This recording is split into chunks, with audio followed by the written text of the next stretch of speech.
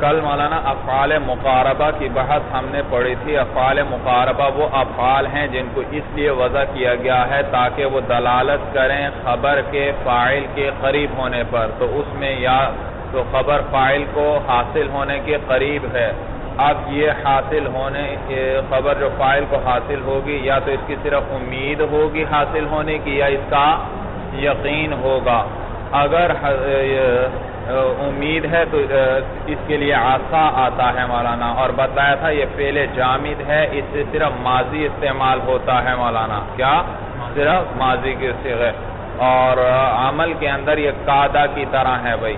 تو یہ افعال ایک اسم چاہتے ہیں اور ایک خبر چاہتے ہیں. ان کا ایک اسم آئے گا اور خبر ان کی ہمیشہ فعل مضارع ہوگی, کبھی ان آئے گا اور کبھی ان نہیں آئے گا. تو عصا کے اندر ان آتا ہے ہمیشہ. قادر مثلا عصا زید ان یقوم, ہاں کبھی کبھی عصا قادہ کی طرح ہوتا ہے اور قادہ کے اندر خبر پر ان نہیں آتا, تو اس میں بھی کبھی کبھار ان نہیں آتا.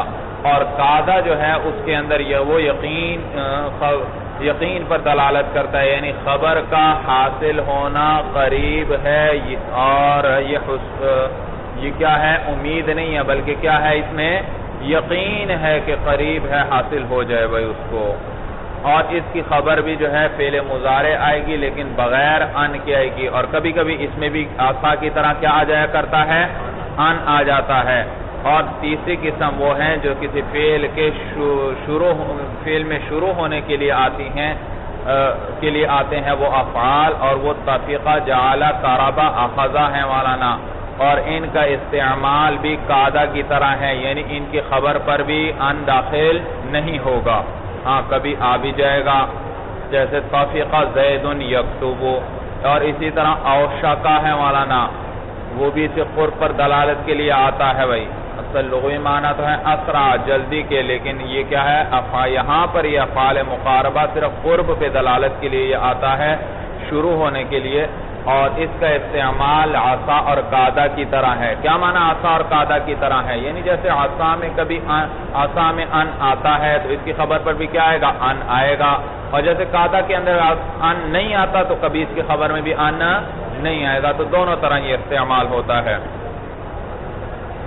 اس کے بعد مولانا دو فعل تعجب کے پڑے تھے جن کو وضع کیا گیا ہے انشاء تعجب کے لیے, تعجب کے انشاء کے لیے. اور دو صیغے ہیں, ایک ما افعلہ اور ایک افعل بھی, جیسے ما احسن زیدن اور احسن بھی زیدن. جی تو میں نے بتلایا تھا یہ ما جو ہے یہ ایو شیء کے معنی میں ہے, نکرہ استفہامیہ ہے بھئی. ما استفہامیہ ہے اور یہ نکرہ ہوتا ہے. اور احسن فعل ہے اور اس کے اندر ہوا ضمیر اس کا فاعل ہے جو کس کو راجع ہے؟ کیونکہ احسن زیدن فعل اپنے فاعل اور زیدن مفعول ہے. فعل اپنے فاعل اور مفعول سے مل کر کیا بنے گا؟ جملہ.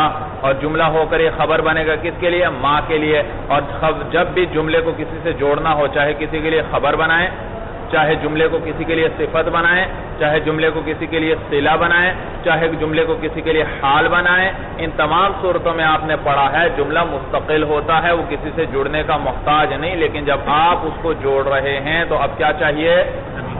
ربط چاہیے, عائد چاہیے. اور وہ ربط آئے گا مولانا. اور یہ عموماً کس کے ساتھ آئے گا؟ ضمیر کے ساتھ بھائی, ضمیر کے ساتھ ربط آئے گا. اور بھی صورتیں ہیں ربط دینے کی, اس میں فاعل آ جاتا, کبھی الف لام آ جاتا ہے اور کبھی مولانا بعینہ ہی اسی اسم کا تکرار ہو جاتا ہے وغیرہ. وہ آپ اگلی کتابوں میں پڑھیں گے. فی الحال یہ یاد رکھیں بس کہ ایک طریقہ یہ ہے, اور یہ اکثر ہے کہ ربط کس کے ذریعے دیا جائے گا؟ ضمیر کے ذریعے. تو یہاں بھی احسانہ کے اندر ہوا ضمیر ہے جو کس کو لوٹ رہی ہے؟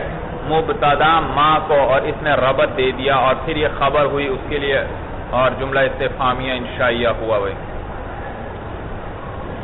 جی اور اس کا معنی کیا بتلایا تھا؟ ایو شیء احسن زیدن, کس چیز نے زید کو حسین بنا دیا. اور یہ لغت کے اعتبار سے, ترکیب کے اعتبار سے ہم ترجمہ کر رہے ہیں, لیکن استعمال یہ اس معنی میں نہیں ہے. استعمال اب اس لیے یہ کس لیے ہو رہا ہے؟ انشاء تعجب کے لیے. معنی اب یہ نہیں ہے کہ کس چیز نے زید کو حسین بنایا, اب معنی ہے زید کتنا حسین ہے. سمجھ میں آیا بھائی؟ تو تعجب کر رہے ہیں بھائی آپ. اور اسی طرح ہے اب احسن بزیدن، احسن میں نے بتلایا تھا، اس کی ترکیب بھی بتلائی تھی کہ بظاہر امر ہے لیکن کس معنی میں ہے؟ ماضی کے معنی میں ہے، تو احسن بمعنی احسانہ کے ہے، اور احسانہ اور بزیدن کے اندر بعض زائدہ جارہ ہے، اور یہ زیدن کیا ہے؟ مجرور لفظاً ہے اور مرفوع محلن ہے، یہ فاعل ہے احسانہ کے لیے، تو فعل اپنے فاعل سے مل کر جملہ فعلیہ انشائیہ ہوا بھائی، سمجھ میں آیا بھائی؟ تو احسن بزیدن کس معنی میں ہے؟ احسانہ زیدن کے معنی میں ہے، یعنی زید حسین ہو گیا۔ یہ تو لغوی، یہ ترکیب کے اعتبار سے ترجمہ ہے، اب یہ اس معنی میں نہیں ہے، اب ان کا معنی کیا ہے؟ یہاں پر جب ہم کہتے ہیں احسن بزیدن کیا معنی ہوتا ہے؟ کہ زید کتنا حسین ہے۔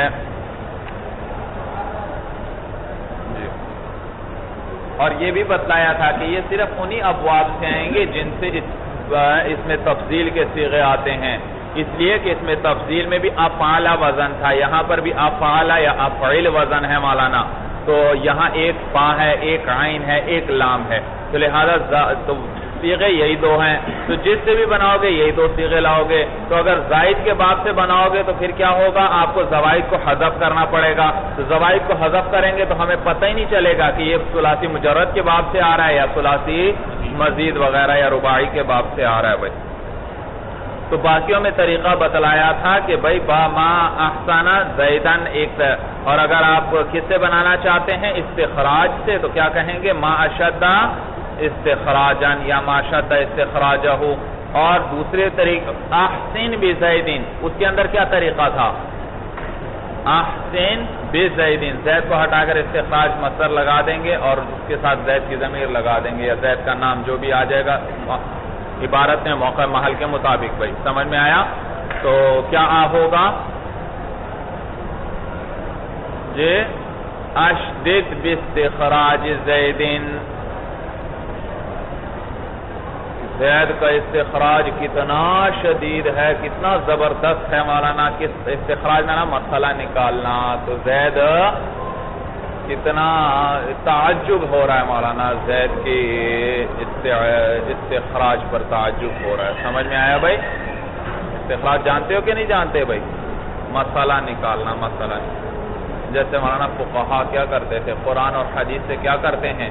مسائل نکالتے ہیں، تو یہاں بھی وہی استخراج اس معنی میں کہ زید کتنے شدید استخراج والا ہے، کتنے زبردست استخراج والا ہے، سمجھ میں آیا معنی بھائی؟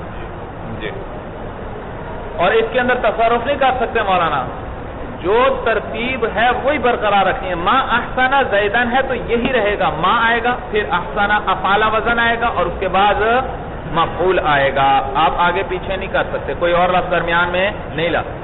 ما افعل بھی، دوسرا کیا ہے؟ افعل بھی، تو بھی بعد میں ہی آ رہا ہے، اس کو مقدم نہیں کر سکتے، کوئی اور درمیان میں نہیں لا سکتے، یہی ترتیب رہے گی، تقدیم و تاخیر اور فصل نہیں لا سکتے۔ ہاں امام مازنی کیا فرماتے ہیں کہ ظرف کے ذریعے فصل لانا جائز ہے۔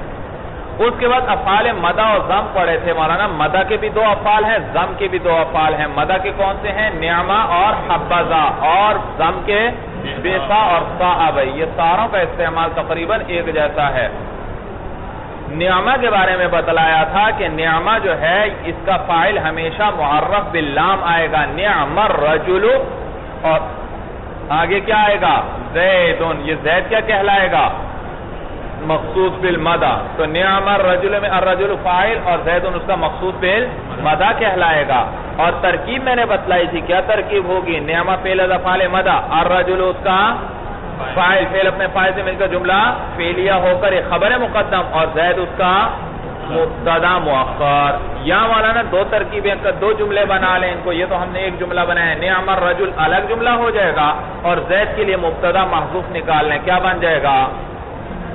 ہوا زیدن، تو ہوا زیدن الگ جملہ ہوا مبتدا خبر، اور یہ الگ جملہ ہوا بھائی۔ تو مولانا نعمہ کا فاعل ہمیشہ معرف باللام ہوگا یا وہ مضاف ہوگا کس کی طرف؟ معرف باللام کی طرف، جیسے نعمہ غلام الرجل زیدن۔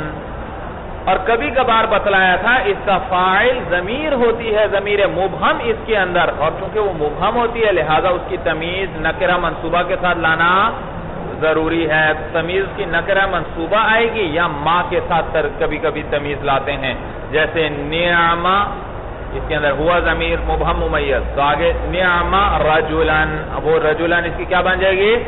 تمیز بن جائے گی. تو نعمہ فعل از افعال مدح اور ہوا ضمیر اس کے اندر مبہم ممیز, اور رجلان اس کے منصوب لفظاً تمیز, مبہم ممیز اپنی تمیز کے ساتھ مل کر نعمہ کے لیے فاعل, اور باقی ترکیب پھر اسی طرح. بھائی سمجھ میں آئی بات بھائی؟ اور کبھی کبھار یہ نکرہ کے بجائے ما تمیز آتی ہے, نعمہ ہیا, تو نعمہ اور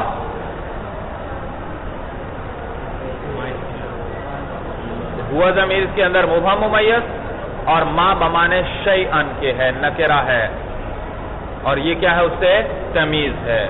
تو مبہم ممیز اپنی تمیز سے مل کر نعمہ کا فاعل, باقی ترکیب اسی طرح. ہیا آگے مخصوص بالمدح ہے مولانا, ہیا کیا ہے؟ مخصوص بالمدح ہے. اچھا جی, اس کے بعد حبذا دوسرا تھا. حبذا میں بتلایا تھا کہ حبا فعل مدح ہے اور ذا اس کے ساتھ فاعل ہے, اور یہ ذا ہمیشہ اس کے ساتھ آئے گا, اور ہمیشہ, جی سمجھ میں ہے, ہمیشہ آئے گا, ہمیشہ آئے گا, سمجھ میں آیا بھائی؟ اور یہ بھی بتلایا تھا کہ مخصوص بالمدح سے پہلے یا مخصوص بالمدح کے بعد تمیز یا مولانا حال کا لانا بھی جائز, جیسے حبذا رجلا زیدن, تو تمیز لائے مولانا مخصوص بالمدح سے پہلے یا بعد میں لے آؤ, حبذا زیدن رجلا, یا مولانا حال لے آؤ پہلے, حبذا راکبا زیدن, یا حال لے آؤ بعد میں, حبذا زیدن راکبا. سمجھ میں آ رہی ہے ترکیب بھائی؟ جبکہ بیس اور صاحب اسی طرح ہیں, ان کا فاعل معرب باللام ہوگا یا مضاف ہوگا کس کی طرف؟ معرب باللام کی طرف, یا ان کے اندر ضمیر مبہم ہوگی جس کے آگے تمیز آئے گی نکرہ منصوبہ. اس کے بعد مولانا حروف کی بحث ہم نے شروع کی تھی. سب سے پہلے حروف جارہ پڑھے. حروف جارہ میں نے آپ کو بتلایا تھا وہ حروف ہیں جن کو وضع کیا گیا ہے تاکہ وہ پہنچائیں فعل کو اور معنی فعل کو یا شبہ فعل کو یا معنی فعل کو, کس تک؟ اس اسم تک جو ان کے ساتھ ملا ہوا ہے. جیسے تو مثالیں دی تھی, مررت بزیدن, تو مرور کا معنی, مررت کا معنی مررت فعل کے معنی کو زید تک کس نے پہنچایا؟ با جارہ نے. وَأَنَا مَارٌ بِزَيْدٍ, مارٌ کا معنی زید تک کس نے پہنچایا؟ با نے. اور حاذا فی الدار ابو کا, تو یہاں حاذا یہاں معنی فعل پایا جا رہا ہے کیونکہ اس میں اشارہ ہے, تو یہ کس معنی میں ہوا؟ اشیرو کے معنی. تو یہاں ما فعل تو نہیں ہے لیکن معنی فعل پایا جا رہا ہے, تو اس اشیرو کو مولانا الدار تک کس نے پہنچایا؟ فی نے پہنچایا, اشیرو فی الدار. اور بتلایا تھا یہ 19 حروف ہیں. سب سے پہلے مین تھا. مین کئی معنی کے لیے استعمال ہوتا ہے, کبھی یہ ابتدا کے لیے آتا ہے. بھئی کیسے ہمیں پتہ چلے گا یہ مین ابتدا کے لیے ہے؟ کہ بتلایا تھا کہ جس کے لیے انتہا کا آنا صحیح ہو, معلوم ہو, وہ مین کون سا ہے؟ میں کہتا ہوں سرت من البصرۃ, میں بصرہ سے چلا. کہاں تک چلا؟ کوفہ تک یا مکہ تک یا مدینہ تک. تو دیکھو انتہا کا لانا صحیح ہے یا نہیں آخر میں؟ تو جہاں انتہا کا لانا صحیح ہو یہ علامت ہے کہ یہ مین ابتدا کے لیے ہے. اور کبھی کبھی یہ مین والا نا بیان کے لیے آتا ہے, کسی مبہم چیز کے بیان کے لیے. اس کا کیا طریقہ ہے؟ اس کا کیسے ہمیں پتہ چلے گا؟ کہتے ہیں بھئی جس مین کی جگہ الذی کا رکھنا جائز ہو وہ کیا ہوگا؟ وہ بیان کے معنی میں ہوگا. جیسے قرآن میں مثال تھی, قرآن کی مثال تھی فَاجْتَنِبُوا الرِّجْسَ مِنَ الْأَوْثَانِ, پس بچو تم گندگی سے. بھئی وہ گندگی کیا چیز ہے؟ مین نے بیان کیا یعنی کہ بت, مِنَ الْأَوْثَانِ یعنی کہ بت.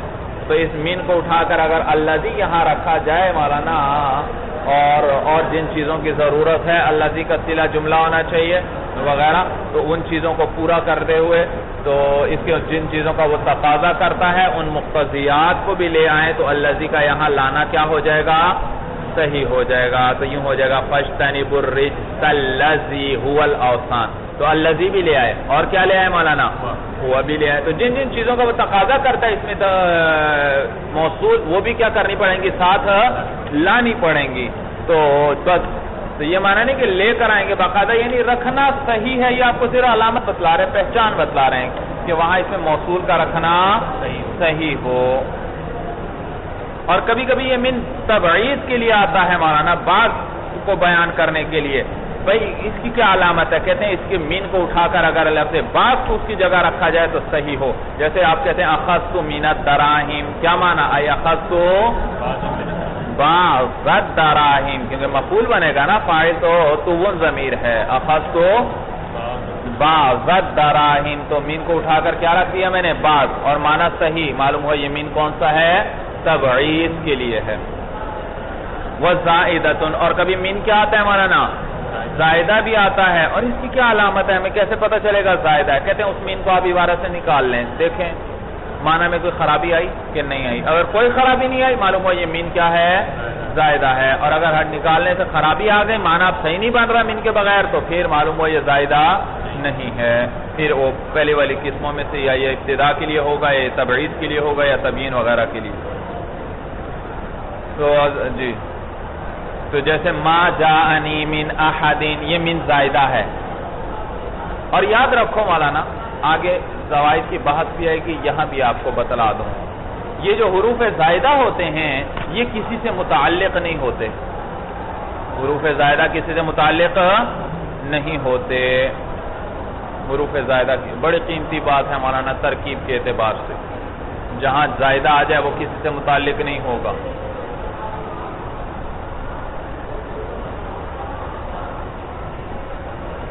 تو دیکھا ما جاءنی من احد، یہ من کون سا ہے مولانا؟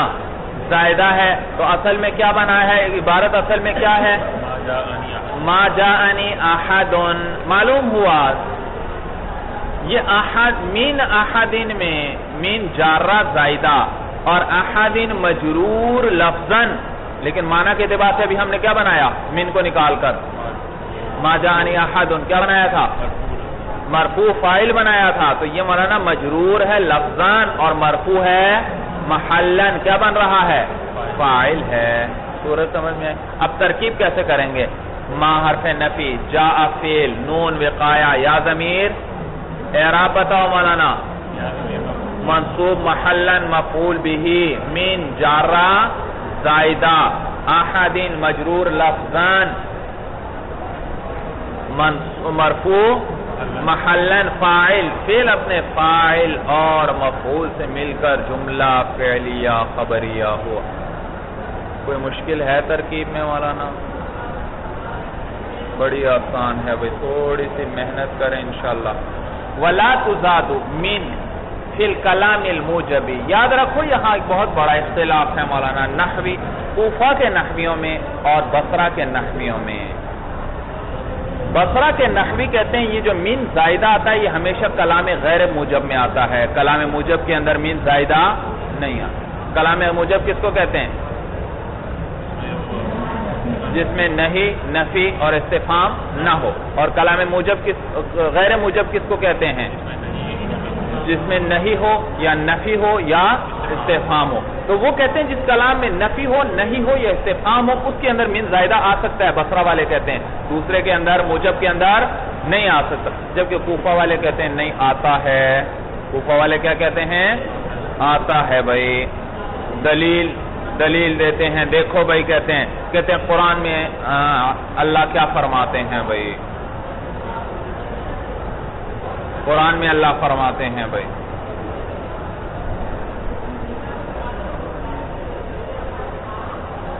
قرآن میں اللہ فرماتے ان اللہ یغفر الذنوب جمیعا، یقیناً اللہ تمام گناہوں کو بخشنے والے، بخش دیتے ہیں. یقیناً اللہ جس کے لیے چاہیں اس کے تمام گناہوں کو کیا کر دیتے ہیں؟ بخش دیتے ہیں. تو یہاں سے کیا معلوم ہوا؟ بعض گناہوں کو بخشتے ہیں یا تمام گناہوں کو بخشتے ہیں؟ جس کے لیے اللہ جس کے لیے چاہیں اللہ کیا کر دیتے ہیں؟ تمام گناہوں کو بخش دیتے ہیں. اللہ سے کوئی پوچھ نہیں سکتا مولانا. سمجھ میں آیا بھائی؟ تو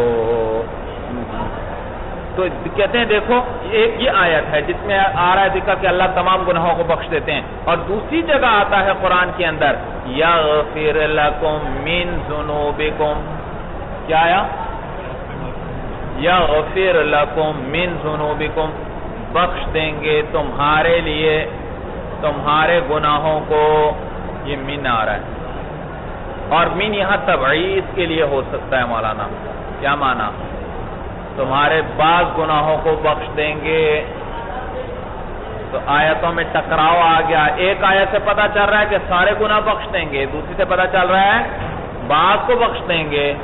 تو یہ تو مولانا ایک میں سارے کا ذکر ہے، ایک میں بعض کا ذکر ہے. یہ تو دونوں مخالف آپس میں کیا ہے مولانا؟ اختلاف آ گیا بھائی. ایک آیت کا معنی سے ایک آیت سے کیا ثابت ہوا؟ تمام گناہوں کو بخش دیں گے. دوسری سے کیا ثابت ہوا؟ بعض کو. لہذا اور تو اب یہاں پر لازمی بات ہے، اس اختلاف سے بچنے کے لیے ہمیں کیا کرنا پڑے گا؟ یمین کو زائدہ ماننا پڑے گا. اور چیزیں لے لیں.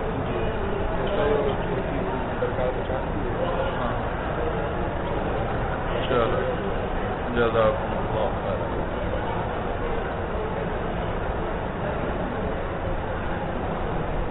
تو لازمی بات ہے مولانا، اب اختلاف کو دور کرنے کے لیے ہمیں کیا کرنا پڑے گا؟ دونوں آیتوں کا معنی ایک جیسا کرنا پڑے گا. اور ایک جیسا کرنے کے لیے کیا ضروری ہے کہ اب ایک اس مین کو تبعیضیہ نہ بنائے، زائدہ بنا دیں. کیا بنا دیں؟ جب زائدہ بنا دیا تو مولانا اب کیا معنی؟ یغفر لکم ذنوبکم، اللہ تمہارے لیے گناہوں کو بخش دیں گے، یعنی سارے گناہوں کو. اب مولانا اس کا معنی بھی تھا سارے گناہوں کو بخش دیں گے، اس کا معنی بھی کیا بن گیا؟ سارے گناہوں کو بخش دیں گے. اب معنی ٹھیک ہو گیا. بات سمجھ میں آئی؟ اب آپ مجھے بتائیے یہ یغفر لکم من ذنوبکم، اس کے اندر استفہام ہے؟ نہیں. نفی ہے؟ اور نہیں ہے یہ؟ نہیں. تو دیکھو یہ کلام موجب ہوا یا غیر موجب ہوا؟ تو کلام موجب ہوا، اور کلام موجب میں من زائدہ آ گیا. کلام موجب میں کیا ہے؟ من. یہ کوفہ والوں کی دلیل ہے. کوفہ والے کہتے ہیں دیکھا یہ یغفر لکم من ذنوبکم یہ کلام موجب ہے، اور اس کے اندر من زائدہ آیا، معلوم ہوا کلام غیر موجب نہیں. موجب کے اندر بھی کیا آ سکتا ہے؟ ہاں. تو صرف غیر موجب میں نہیں من زائدہ آتا بلکہ موجب میں بھی آتا ہے. نیز عرب کا ایک اور قول بھی ہے. کیا عرب کہتے ہیں قد کان من مطر، قد کان من مطر. بارش کے بارے میں پوچھا کسی سے، پوچھیں تو وہ کیا کہتا ہے؟ بارش بھئی آپ کے علاقے میں بارش ہوئی یا نہیں؟ وہ کیا کہتا ہے؟ بارش ہوئی تھی. وہ جواب میں کہے گا قد کان من مطر، بارش ہوئی تھی. قد کان من. اب بتائیے یہ اس میں نفی ہے؟ قد کان من مطر میں نہیں ہے. استفہام ہے اور من زائدہ ہے. اے قد کان من مطر، کیا معنی؟ اے قد کان مطر، اے ثبت مطر. یہ کانا کون سا ہے؟ تامہ. اور کانا تامہ صرف کس کو چاہتا ہے؟ فاعل کو چاہتا ہے. تو قد کان مطر، تو یہ من زائدہ ہے، اور مطر مجرور لفظاً ہے لیکن مرفوع محلاً. کانا کے لیے کیا ہے؟ فاعل ہے بھائی، فاعل. بات سب کو سمجھ میں آ رہی ہے؟ آپ دیکھو اس میں بھی من زائدہ آ گیا. کیا آ گیا؟ من زائدہ آ گیا، اور یہ کلام موجب ہے. تو کوفہ والے کہتے ہیں دیکھا قرآن سے بھی دلیل دی انہوں نے مولانا، عرب کے کلام سے بھی دلیل دے دی مولانا کہ من کلام موجب کے اندر کیا ہوتا ہے؟ زائدہ آتا ہے. کلام موجب میں بھی زائدہ آتا ہے. بصرہ والے نحوی اس کا جواب یہ دیتے ہیں مولانا، کہتے ہیں جو آپ نے آیت ذکر کی کہ ایک آیت میں تمام گناہوں کی مغفرت کا ذکر ہے اور ایک میں بعض کی مغفرت کا ذکر ماننا پڑتا ہے اگر من کو زائدہ نہ مانے. وہ کہتے ہیں بھئی نہیں، ایک آیت میں تمام کا ہی ذکر ہے اور ایک میں بعض کا ہی ذکر ہے. ایک میں تمام گناہوں کی مغفرت کا ذکر ہے اور دوسری میں پھر اس پہ بھئی یہ تو ٹکراؤ ہے. کہتے ہیں نہیں، ٹکراؤ پھر بھی نہیں آیا. ایک آیت ہے امت محمدیہ صلی اللہ علیہ وسلم کی جو امت ہے ان کے بارے میں ہے، اور جی دوسرا حضرت نوح علیہ السلام کی امت کے بارے میں ہے. تو حضور کی امت سے اللہ فرما رہے ہیں کہ اللہ چاہے تو تمام گناہوں کو تمہارے بخش دیں, اور نوح علیہ السلام کی امت سے فرمایا کیا کہ چاہیں تو بعض گناہوں کو تمہارے کیا کر دیں, بخش دیں. تو اب تو کوئی ٹکراؤ نہیں بھائی, وہ یہ آیت اس کا محل ہی الگ ہے, یہ امت محمدیہ کے بارے میں ہے, اور اس کا محل ہی الگ ہے, وہ کس کے بارے میں, امت نوح علیہ السلام کے بارے میں ہے. تو اب کوئی ٹکراؤ رہا نہیں. یہ ٹکراؤ تو اس وقت تھا کہ اگر دونوں کو امت محمدیہ کے بارے میں بنایا جائے یا دونوں کو حضرت نوح علیہ السلام کی امت کے بارے میں بنایا جائے, پھر کیا ہو سکتا تھا, ٹکراؤ ہو سکتا تھا. سورج سمجھ میں آ گئے. تو لہٰذا وہ کہتے ہیں یہ من تبعیضیہ ہی ہے اور یہ من زائدہ نہیں ہے. معلوم ہوا آپ کے دعویٰ صحیح, معلوم ہوا کلام موجب کے اندر من زائدہ نہیں آتا, یہ من زائدہ نہیں ہے بلکہ یہ من کون سا ہے, تبعیضیہ ہے. اور یہ خطاب کس کے بارے میں یہ بات چل رہی ہے, حضرت نوح علیہ السلام کی. اور یہ جو کلام عرب آپ نے ذکر کیا, قد کان من مطر, یہ آپ کہہ رہے ہیں کلام موجب میں من زائدہ ہے. کہتے ہیں بھائی یہ من بھی زائدہ نہیں, یہ من تبعیضیہ ہے. من کیا ہے, کیا معنی, کچھ بارش ہوئی تھی, یہ معنی نہیں بارش ہوئی, کیا معنی, کچھ بارش. قد کان بعض مطرین, کیا ہوئی تھی, کچھ بارش ہوئی تھی. یا یہ من بیان کے لیے ہے, بیان کر رہا ہے, کچھ ہوئی تھی. کیا معنی, قد کان شیئن, کیا ہوئی تھی, من مطرین یعنی کہ بارش, یعنی کہ بارش. تو یہ من بیان کے لیے ہے. مولانا سمجھ میں آیا بھائی؟ اس پر آپ کو اشکال ہوگا کہ من تو کانا کا فائل کیا ہو جائے گا, شیئن. شیئن بھائی کیا فائل بنے گا, شیئن. مولانا محذوف نکال لیں گے. تو اس پہ اشکال ہوگا کہ من تبعیضیہ کے بارے میں آپ نے بتایا تھا, من تبعیضیہ وہ ہوتا ہے جس کو اٹھا کر الذی کا رکھنا صحیح ہو, اور یہاں پر تو الذی کا رکھنا صحیح نہیں, کیونکہ جو شیئن آپ نے نکالا ہے وہ نکرہ ہے, اور الذی اس میں موصول جو ہے وہ معرفہ ہے. تو نکرہ کا بیان معرفہ کے ساتھ نہیں ہو سکتا. سورج سمجھ میں آ گئی. تو یہ اس کے لیے صفت وغیرہ نہیں بن سکتا. تو جواب یہ مولانا کہ اس میں نے بتلایا تھا کہ اس میں موصول صرف الذی کو اٹھا کر رکھنا کافی نہیں, الذی جن چیزوں کا تقاضا کرتا ہے وہ بھی ساری ساتھ لے آؤ تو پھر رکھنا صحیح ہو جائے. سمجھ میں آیا؟ تو اب اگر یہاں ہم کر دیں الشیء, اب من کی جگہ الذی رکھنا صحیح ہو جائے گا. قد کان الشیء الذی ہوا مطر, کوئی چیز ہوئی تھی, ایک چیز ہوئی تھی, وہ چیز ہوئی تھی, کیا مولانا, مطر, یعنی کہ الذی ہوا مطر, جو بارش تھی. تو یہ تبیین والا بیان. تو بس ایک دو تیسرا جواب بھی ایک سن لیں. کہتے ہیں یہ مبنی بر حکایت ہے. یہ من کیا ہے, مبنی بر حکایت ہے. کیسے؟ سوال کیا کسی نے, سوال کیا مولانا, سوال کیا کیا بھائی کہ حل کان من مطر, کسی نے دوسرے سے کیا سوال کیا, حل کان من مطر, کیا بارش ہوئی. اور یہ حل کیا ہے, استفہام, اور استفہام کے اندر یہ جو من آ رہا ہے یہ من زائدہ ہے, اور من زائدہ کس میں آ رہا ہے, کلام غیر موجب کے اندر آ رہا ہے, کیونکہ کیا ہے, حل کان من مطر کیا ہے, استفہام, اور استفہام کیا ہے, کلام غیر. تو کلام غیر موجب کے اندر من زائدہ آ رہا ہے, اور کلام غیر موجب میں آتا بھی ہے, اس میں کوئی ایسی بات نہیں ہے. تو چونکہ اس کے جواب میں کہا گیا قد کان, جواب دینا تھا, تو جواب کو سوال کے مطابق کر دیا گیا. سوال میں من زائدہ تھا تو جواب میں بھی کیا کر دیا گیا, من زائدہ کر دیا گیا, اگرچہ ویسے کیا نہیں جاتا. تو کتنے جواب ہوئے مولانا, 3 جواب دیے. اول کیا, یہ من کس کے لیے ہے, تبعیض کے لیے ہے. ثانی کیا, تبیین کے لیے ہے, بیان کے لیے. ثالث کیا, یہ مبنی بر حکایت ہے. اس سوال کے یہ جواب واقع ہوا, اور اس سوال میں من زائدہ تھا تو جواب میں بھی کیا لے آئے, من زائدہ لے آئے.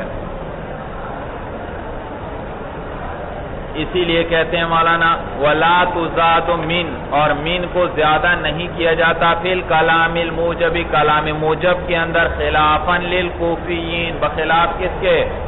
کوفیوں کے. وَأَمَّا قَوْلُهُمْ قَدْ كَانَ مِن مَطَرٍ وَشِبْهُهُ فَمُتَأَوَّلٌ، باقی عربوں کا یہ قول قَدْ كَانَ مِن مَطَرٍ، یہ قول وَشِبْهُهُ، اور اس کے جو مشابہ اور اقوال ہیں فَمُتَأَوَّلٌ، ان میں تعویل کی گئی ہے بھائی. ان میں کیا کی گئی ہے؟ جیسے ابھی میں نے بتلایا مولانا، وہ آیت میں کیا تعویل کی گئی کہ ایک آیت امت محمدیہ کے بارے میں ہے اور ایک امت نوح علیہ، اور دوسرا مولانا اس کے اندر 3 تعویلات میں نے بتلائی، یہ من تبعیض کے لیے یا من بیان کے لیے یا یہ مبنی پر حکایت ہے. وَإِلَا، اس کے بعد من کے بعد الہ یا مولانا وہی حروف جارہ میں سے وہی الانتہاء الغایتی، یہ انتہاء مسافت کے لیے آتا ہے، کما مرہ، جیسے کہ گزرا بھائی. وہ بیمان مع قلیلا، اور کبھی یہ مع کے معنی میں بھی آتا ہے الہ، لیکن بڑا قلیل ہے. قولہ تعالی، جیسے اللہ فرماتے ہیں فَغْسِلُوا وُجُوهَكُمْ وَأَيْدِيَكُمْ إِلَى الْمَرَافِقِ، أي مع المرافق. الہ کس معنی میں ہے یہاں پر؟ تو ترجمات، پس دھو لو تم اپنے چہروں کو اور اپنے ہاتھوں کو مع المرافق، کوہنیوں سمیت. سمجھ میں آئی بات؟ تو یہ الہ بمانے مع کے ہے. وحتی وہی مثل الہ، اور حتی بھی ہے حروف جارہ میں سے، اور یہ بھی الہ کی طرح ہے. یہ یعنی انتہائی مسافت کے لیے آتا ہے، جیسے نمت البارحۃ حتی الصباح، بارحہ کہتے ہیں گزشتہ رات. بارحہ کس کو کہتے ہیں؟ نمت، نام یا نامو کا کیا معنی؟ سونا. نمت البارحۃ، میں گزشتہ رات سویا، حتی الصباح، صبح تک بھائی. تو حتی کس معنی میں ہے بھائی؟ انتہائی مسافت کے لیے آیا بھائی. وہ بیمانِ مع کثیرن، اور یہ بھی مع کے معنی میں آتا ہے اور بڑا کثیر ہے بھائی. مع کے معنی میں آنا بھائی الہ بھی آتا ہے انتہائی مسافت کے لیے، حتی بھی آتا ہے کس لیے؟ انتہائی، اور الہ بھی بمانے مع کے آتا ہے اور حتی بھی بمانے مع کے آتا ہے. لیکن الہ آتا ہے مع کے معنی میں قلیل، اور حتی آتا ہے مع کے معنی میں کثیر. نحو قدم الحاج حتی المشاتی، حاجی آ گئے یہاں تک کہ پیدل بھی، پیادہ بھی آ گئے.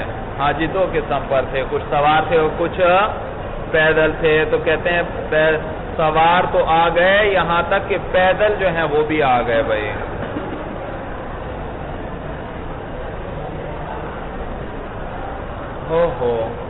یہاں تو مع کے معنی میں ترجمہ کریں مولانا.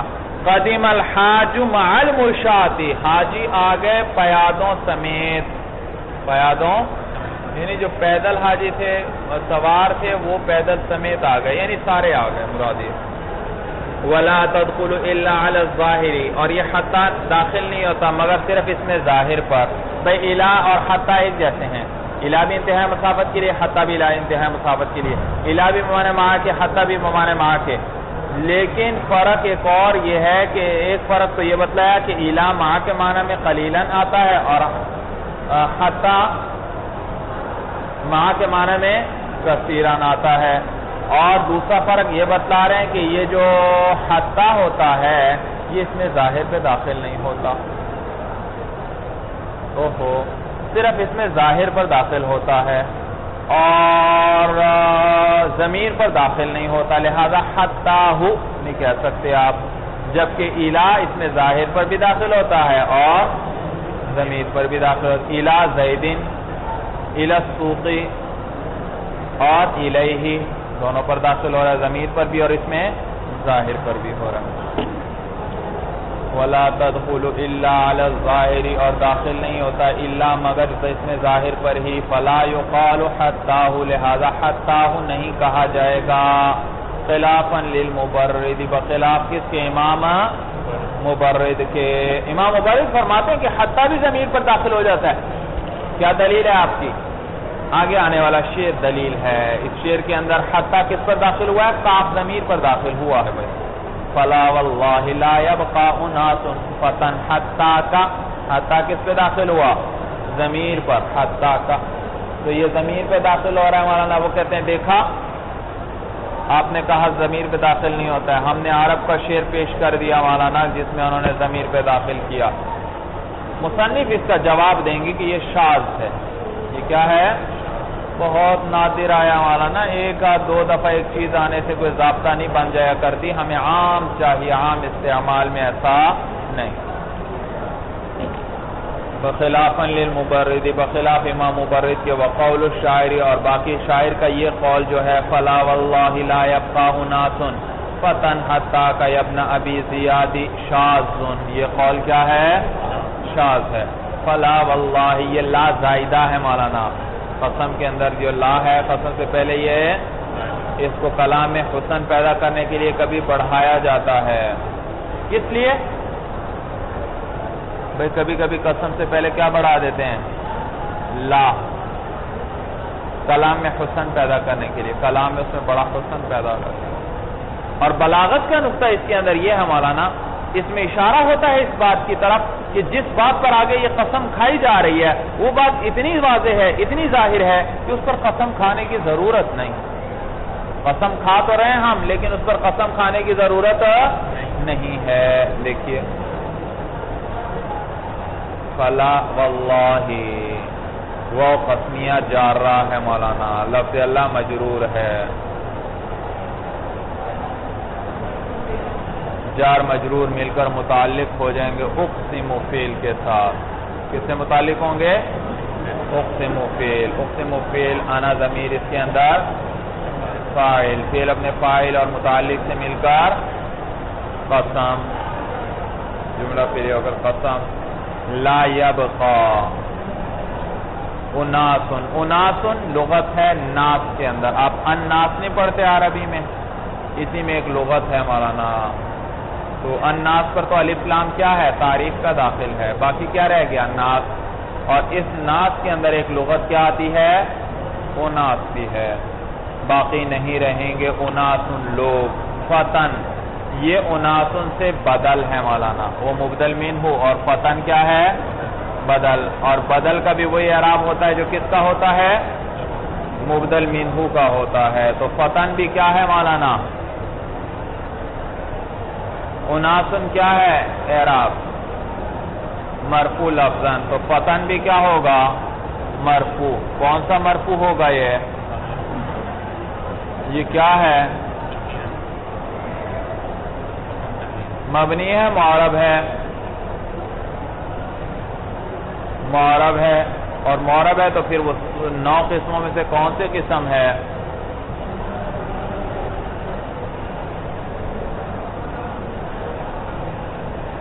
جی ہاں شاباش, یہ اس میں مقصور ہے مولانا. کیا ہے اس میں؟ مقصور. بھائی اس میں مقصور کس کو کہتے ہیں؟ جس کے آخر میں الف آئے. یہ الف کبھی لفظوں میں ہوگا, کبھی تقدیراً ہوگا. یہاں تقدیراً الف موجود, الف تو یہاں پر تقدیراً اصل میں تھا فتیون. کیا تھا؟ فتیون. پھر یہاں پر یا متحرک ما قبل فتحہ تھا, اس کو کس سے بدل دیا؟ الف سے بدل دیا. کیا بنا؟ فتان بن گیا, فتان. پھر اجتماع ساکنین یا تنوین کے اندر اور الف کے اندر, تو کس کو گرا دیا؟ کیا رہ گیا؟ فتان. تو الف گرا ہے التقاء ساکنین سے, تو تقدیراً یہاں موجود ہے. سمجھ میں آیا بھائی؟ تقدیراً یہاں موجود. تو یہ مرفوع ہے تقدیراً مولانا, مرفوع تقدیراً ہے.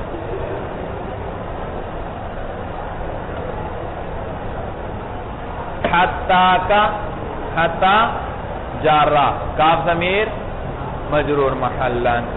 یبن ابی زیادی, یا حرف ندا, اور منادا آگے آ رہا ہے. اور منادا آپ نے پڑھا تھا مضاف یا مشابہ مضاف ہو تو کیا ہوا کرتا ہے؟ منصوب ہوا کرتا ہے. تو یہ بھی ابنا بھی کیا ہے مولانا؟ منصوب اسی لیے ہے کیونکہ اس کی اضافت ہو رہی ہے. یا ابن ابی زیاد, اے ابی زیاد کے بیٹے. لا یبقى اناس, قسم ہے خدا کی, لا یبقى اناس, لوگ باقی نہیں رہیں گے. فتن نوجوان, نوجوان بھی باقی نہیں رہیں گے حتیٰ کا یہاں تک کہ تو بھی باقی نہیں رہے گا اے ابن ابی زیاد بھائی. سمجھ میں آیا بھائی؟ تو یہ دنیا فانی ہے، ہر چیز ختم ہو جانے والی ہے. ابن ابی زیاد کے بیٹے تمام لوگ ختم ہو جائیں گے، یہاں نوجوان ختم ہو جائیں گے، یہاں تک کہ تو بھی کیا ہے ختم ہو جائے گا. کسی چیز کو یہاں بقا نہیں.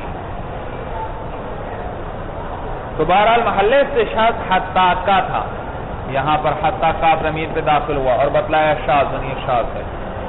وہ فی اور مولانا چوتھا حروف جارہ میں سے فی ہے، وہی الظرفیت. یہ کس لیے آتا ہے مولانا؟ ظرفیت کے لیے. یہ بتلاتا کہ ما بعد ظرف ہے کس کے لیے؟ ما قبل کے لیے. زیدن فی الدار، زید کس کے اندر ہے؟ گھر کے اندر. معلوم ہوا یہ دار ظرف ہے جس کے اندر کون ہے؟ زید موجود ہے. جیسے زیدن فی الدار والماء فی الکوز، اور پانی کوزے کے اندر ہے. کوزہ جانتے ہو بھائی؟ کوزہ کوزہ مولانا یہ سراحی نما برتن ہوتا ہے جس کی ٹونٹی بنی ہوتی ہے جیسے لوٹے کی ہے. لوٹے کی تو لمبی ٹونٹی ہوتی ہے، اس کی چھوٹی سی ہوتی ہے. دیکھا کبھی یا نہیں دیکھا؟ ہاں آپ کے علاقوں میں استعمال، دیہاتوں میں استعمال ہوتا ہے مولانا. دیہاتوں میں ابھی بھی استعمال ہوتا ہے، وضو وغیرہ کے لیے بھی، پانی پینے کے لیے بھی استعمال ہوتا ہے. کوزہ کہتے ہیں اس کو. جی. والماء فی الکوز، پانی کس کے اندر ہے؟ کوزے کے اندر ہے. کوزے کے اندر ہے. تو دیکھو کوزہ کیا ہے؟ ظرف ہے کس کے لیے؟ تو فی ظرفیت کے لیے آئے. وہ بمعنی علی قلیلا، اور کبھی فی کس معنی میں آتا ہے؟ علی کے معنی میں، لیکن یہ بڑا قلیل ہے. نحو قولہ تعالی، جیسے اللہ فرماتے ہیں وَلَأُصَلِّبَنَّكُمْ فِي جُذُوعِ النَّخْلِ. کیا بھئی وہ فرعون نے کہا تھا، جو جادوگر حضرت موسیٰ علیہ السلام پر ایمان لے آئے تھے، تو فرعون نے کہا تھا کہ میں تمہیں ضرور بے ضرور سولی دوں گا. کس پر؟ کھجور کے تنوں پر. جذوع تنے بھائی، تنے. نخل کھجور کے درخت کو کہتے ہیں بھائی. اصلبنکم، میں تمہیں ولا اصلبنکم، اور البتہ میں تمہیں ضرور بے ضرور سولی دوں گا فی جذوع النخل، کھجور کے تنوں پر. تو فی بمانے علا کے ہے، ای علا جذوع النخل، کھجور کے تنوں پر دوں گا. والباء، جو پانچواں مولانا با ہے حروف جارہ میں سے، وہی الالصاق. یہ کس لیے آتا ہے مولانا؟ الصاق کے لیے آتا ہے، یعنی ایک چیز کو دوسری چیز کے ساتھ ملانا، جوڑنا.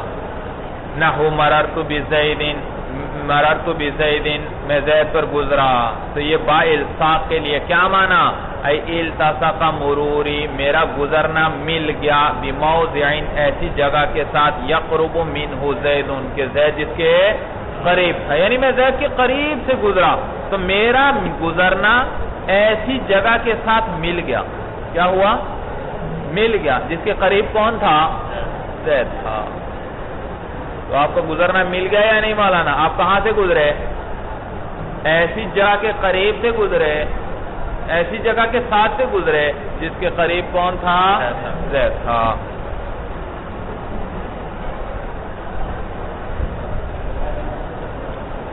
الصاق کے لیے آتا ہے. وَلِلْإِسْتِعَانَةِ، اور کبھی مولانا با استعانت کے لیے بھی آتا ہے، مدد کے لیے. كَتَبْتُ بِالْقَلَمِ، میں نے قلم کی مدد سے لکھا. یہ مدد کا معنی کس نے ادا کیا؟ با نے. یہ مدد کے لیے آیا. وَقَدْ يَكُونُ لِلتَّعْلِيلِ، اور کبھی کبھار کس لیے آتا ہے مولانا؟ تعلیل، کسی چیز کی علت بیان کرنے کے لیے با لائی جاتی ہے. کقولہ تعالی، جیسے اللہ فرماتے ہیں انکم ظلمتم انفسکم باتخاذکم العجل. بھئی موسیٰ علیہ السلام کوہ طور پر تشریف لے گئے، پیچھے سامری نے وہ بچڑا بنایا گائے کا اور سونے کو پگھلا کر، اور بنو اسرائیل والوں نے کیا کر دی؟ بنو اسرائیل والوں نے اس کی عبادت شروع کر دی. تو موسیٰ علیہ السلام آئے اور پھر ناراض ہوئے اور سامری کو سزا ملی پھر مولانا اللہ کی طرف سے. تو کیا انکم، اس وقت مولانا یہ قرآن میں آتا ہے انکم ظلمتم، یقیناً تم نے ظلم کیا ہے، انفسکم، اپنے نفسوں پر، باتخاذی، باسببیہ تعلیل کے لیے، بسبب پکڑنے تمہارے. کس کو پکڑنے؟ بچھڑے کو. تو تم نے جو بچھڑے کو پکڑا اور اس کو اپنا معبود بنایا، اس سبب سے تم نے کیا کیا؟ اپنے اوپر ظلم کیا ہے. اس وجہ سے تم نے یقیناً تم نے ظلم کیا اپنے جانوں پر بسبب بچھڑے کو معبود بنانے کے. وَلِلْمُصَاحَبَةِ اور مولانا با کس لیے آتا ہے؟ مصاحبت، ساتھ مولانا، ساتھ ہونا کسی چیز کا. کَخَرَجَ زَيْدٌ بِعَشِيرَتِهِ زید اپنے قبیلے کے ساتھ نکلا. قبیلے کے ساتھ سے نکلنا کیا تھا مولانا؟ اکٹھا تھا یا نہیں دونوں کا؟ زید قبیلے کے ساتھ تھا تو دیکھو ملے ہوئے تھے دونوں، مصاحبت کے اکٹھے تھے. وَلِلْمُقَابَلَةِ اور کبھی کبھار یہ کس لیے آتا ہے مولانا؟ مقابلے کے لیے بھی آتا ہے. با تبعتها سب سے زیادہ استعمال ہونے والا حروف جارہ میں سے یہ با ہے مولانا. وہ بہت سے معنی کے لیے آتا ہے بھائی، چند ایک انہوں نے ذکر کیے ہیں. وَلِلْمُقَابَلَةِ اور کبھی کبھی با مقابلے کے لیے بھی آتا ہے، جیسے بِعْتُهَا ذَا بِذَاكَ. بھائی آپ کیا کہتے ہیں؟ آپ نے کتاب البیوع پڑھی ہوگی اور بیوع کے اندر ایک ضابطہ پڑھا ہوگا کہ جس پر با داخل ہو وہ کیا ہوگی؟ ثمن. اشتریت الکتاب بالقلم، کتاب کو میں نے قلم کے مقابلے میں خریدا، یعنی قلم دیا اور کیا لے لی؟ اب مولانا دیکھو ایک طرف قلم ہے ایک طرف کتاب ہے، اب اس میں ثمن کون ہے مبیعہ کون ہے؟ آپ کو کیسے پتا چلے گا؟ ہاں جس پر با داخل ہو وہ ثمن اور دوسرا کیا ہے؟ مبیعہ. تو یہاں پر کتاب مبیعہ اور قلم پر با داخل ہوئی تو قلم کیا ہے؟ ثمن ہے. معلوم ہوا آپ نے قلم دے کر کیا خریدا ہے؟ کتاب خریدی ہے. تو دیکھو یہ میں نے قلم کے مقابلے میں کیا خریدی؟ کے بدلے میں. کبیعت ھذا بذاک میں نے بیچا اس چیز کو اس چیز کے بدلے میں. وللتعدیۃ اور کبھی مولانا تعدیہ کے لیے آتی ہے، متعدی بنانے کے لیے با آتی ہے. ذهبت کا کیا معنی؟ میں گیا. اور ذهبت بزید میں زید کو لے گیا، تو یہ متعدی بنانے کے لیے بھی کبھی کیا لے آتے ہیں؟ با لے آتے ہیں. کا ذهبت بزید میں زید کو لے گیا. وللظرفیۃ اور کبھی کس لیے آتی ہے بھائی؟ با ظرفیت یعنی فی کے معنی میں بھی آتی ہے. جلست بالمسجد ای فی المسجد میں مسجد میں بیٹھا. وزائدۃ اچھا. وہ کبھی کبھار یہ کیا آتی ہے مولانا؟ زائدہ آتی ہے. قیاسا بھائی زائدہ کہاں آئے گی؟ بھائی یاد رکھو دو جگہ ہیں اس کے آنے کی زائدہ. ایک وہ جگہ ہیں جو قیاسی ہیں، آپ بھی قیاس کرتے ہوئے آپ بھی اس کے مطابق زائدہ لا سکتے ہیں ان جگہوں پر، اور کچھ سماعی ہیں کہ آپ ان پر قیاس کرتے ہوئے آپ اس طرح زائدہ نہیں لا سکتے. تو پہلے قیاسی جگہیں بتا رہے ہیں. زائدہ آئے گی قیاساً قیاسی طور پر فی خبر نفی. کس کی خبر ہے مولانا؟ نفی کی خبر مولانا. جیسے ما زید بقائم آپ پڑھتے ہیں مولانا، ما زید بقائم زید کھڑا نہیں. لیس زید بقائم زید کھڑا نہیں. تو کیا ترکیب کریں گے؟ یہ با کون سی ہے؟ یہ جو خبر میں آ رہی ہے نفی کی خبر میں، یہ با کون سی ہے؟ زائدہ. اور زائدہ کے بارے میں نے آپ کو کیا بتلایا تھا؟ یہ کس سے متعلق نہیں. اب ترکیب کرو. لیس زید بقائم، لیس حروف حرف فعل افعال ناقصہ. آگے زید مرفوع لفظاً اس کا اسم، با جارہ، قائم مجرور لفظاً اور منصوب محلن، کیونکہ لیسا کی خبر کیا ہوتی ہے؟ منصوب محلن لیسا کی خبر. تو لیسا اپنے اسم اور خبر سے مل کر جملہ فعلیہ اور خبریہ ہوا. پورا سمجھ میں آ گئی؟ وسماعاً فی اچھا کدھر گیا؟ نحو ما زید بقائم. تو یہ نفی کی خبر میں جو پائی. اب آپ بھی کوئی خبر دینا چاہتے ہیں نفی کے ساتھ، ما کے ساتھ، لیسا کے ساتھ، تو آپ بھی کیا کر سکتے ہیں مولانا؟ با زائدہ لا سکتے ہیں. وفی الاستفہام اسی طرح استفہام کی خبر میں بھی لا سکتے ہیں مولانا. جیسے حل زید بقائم، یہ با بھی کیا ہے؟ زائدہ. استفہام کی خبر میں اور نفی کی خبر میں با زائدہ لا سکتے ہیں آپ بھائی. وسماعاً اور سماعاً کچھ جگہ ہیں سماع پر موقوف ہے، زائدہ ان میں آئے گا. فی المرفوع اب یہ سماع پر وہ کون سی جگہ ہیں؟ کہتے ہیں کبھی مرفوع کی جگہ پہ آئے گا با، کبھی منصوب پر آئے گا مولانا. مرفوع کی جگہ مرفوع میں جیسے فی المرفوع نحو بحسبک زید، یہ با جارہ زائدہ ہے مولانا. با جارہ زائدہ ہے، تو اصل میں ہے حسبک زید، حسبک مضاف الیہ مل کر مبتدا اور زید اس کی خبر. صورت سمجھ میں آ رہی ہے؟ با جارہ زیدہ، حسب مجرور لفظان مضاف، کاف مجرور محلن مضافن الیہ، مضاف الیہ مل کر مجرور لفظان اور مرفوع محلن مبتدا، زیدن اس کی خبر. تو دیکھو یہ مرفوع پر با داخل ہوئی کیونکہ مرفوع ہے نا مبتدا، اور یہ اب آپ نہیں کر سکتے، آپ کسی مبتدا پر بانی زائدہ لا سکتے، قیاب استماع پر موقوف ہے. عربوں سے ہم نے اس طرح سنا ہے. وَكَفَى بِاللَّهِ شَهِيدًا، دیکھو یہ لفظ اللہ مجرور لفظاً ہے لیکن مرفوع محلاً ہے، فاعل ہے کفا کا. اللہ کافی ہے باعتبار گواہ کے. تو کفا باللہ خود بتلا رہے ہیں یہ با زائدہ ہے، اے کفا اللہ، اے وفی المنصوبی، اور اسی طرح منصوب میں بھی با کبھی زائدہ آتی ہے جو موقوف علی السماع ہے، آپ نہیں زائدہ لا سکتے. جیسے القا بیدہ، القا تو خود مولانا مفعول چاہتا ہے، با لانے کی ضرورت نہیں، با لائی گئی، معلوم ہوا یہ با کون سی ہے؟ زائدہ ہے. القا خود نصب دے دیتا ہے. القا یدہ، القا بھئی عربی میں کہتے ہیں لا، تو قرآن میں ہے لا تلقوا بایدیکم الی التہلکہ، تم اپنے ہاتھوں کو ہلاکت میں نہ ڈالو، تم اپنے ہاتھوں کو ہلاکت میں، لیکن ہاتھ نہیں مراد، نفس مراد ہے. تو جز بول کر کل مراد ہے، جز بول کر یعنی تم اپنے نفسوں کو ہلاکت میں نہ ڈالو. بات سمجھ میں آ رہی ہے؟ بولا کیا گیا؟ ید، اور مراد کیا ہے؟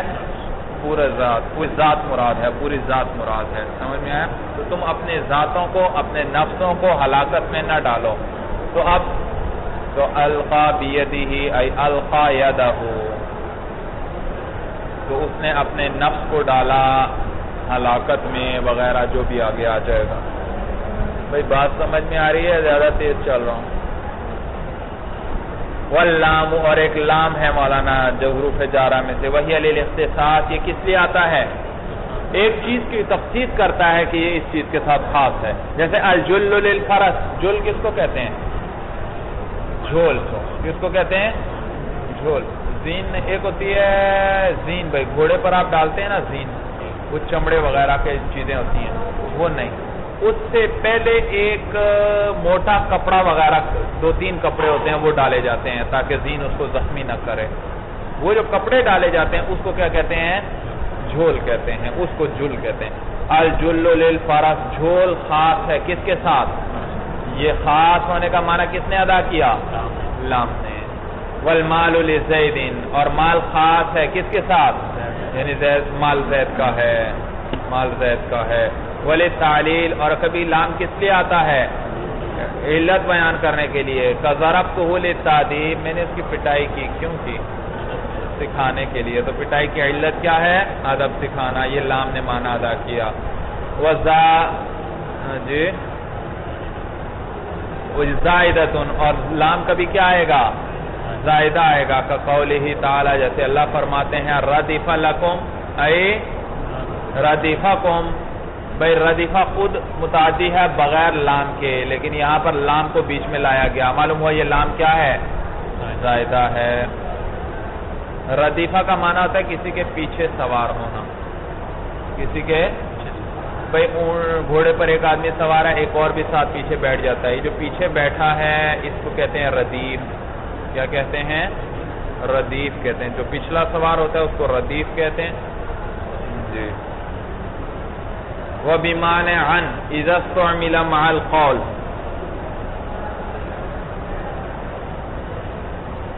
اور یہ کبھی عن کے معنی میں بھی آتا ہے جب اس کو استعمال کیا جائے قول کے ساتھ. جیسے کہ قولہ تعالی، جیسے اللہ فرماتے ہیں قال الذين كفروا للذين آمنوا لو كان خيرا ما سبقونا إليه، کہا ان لوگوں نے جنہوں نے کفر کیا تھا ان لوگوں کے بارے میں جو ایمان لائے تھے، لو کان خیرا، اگر یہ ایمان بہتر ہوتا، ما سبقونا الیہ تو وہ ہم پر سبقت نہ کر جاتے اس ایمان کی طرف.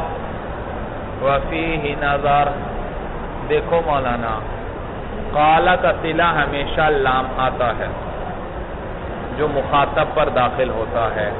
قلت لکا میں نے آپ سے کہا تو آپ کون ہیں؟ مخاطب. اور آپ پر کیا داخل ہوا؟ ضمیر پر کا لام داخل ہوا. میں نے زید سے کہا کیا کہیں گے بھائی؟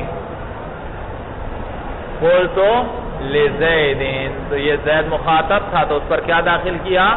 لام. میں نے عمر سے کہا کیا کہوں گا؟ قلت لعمر.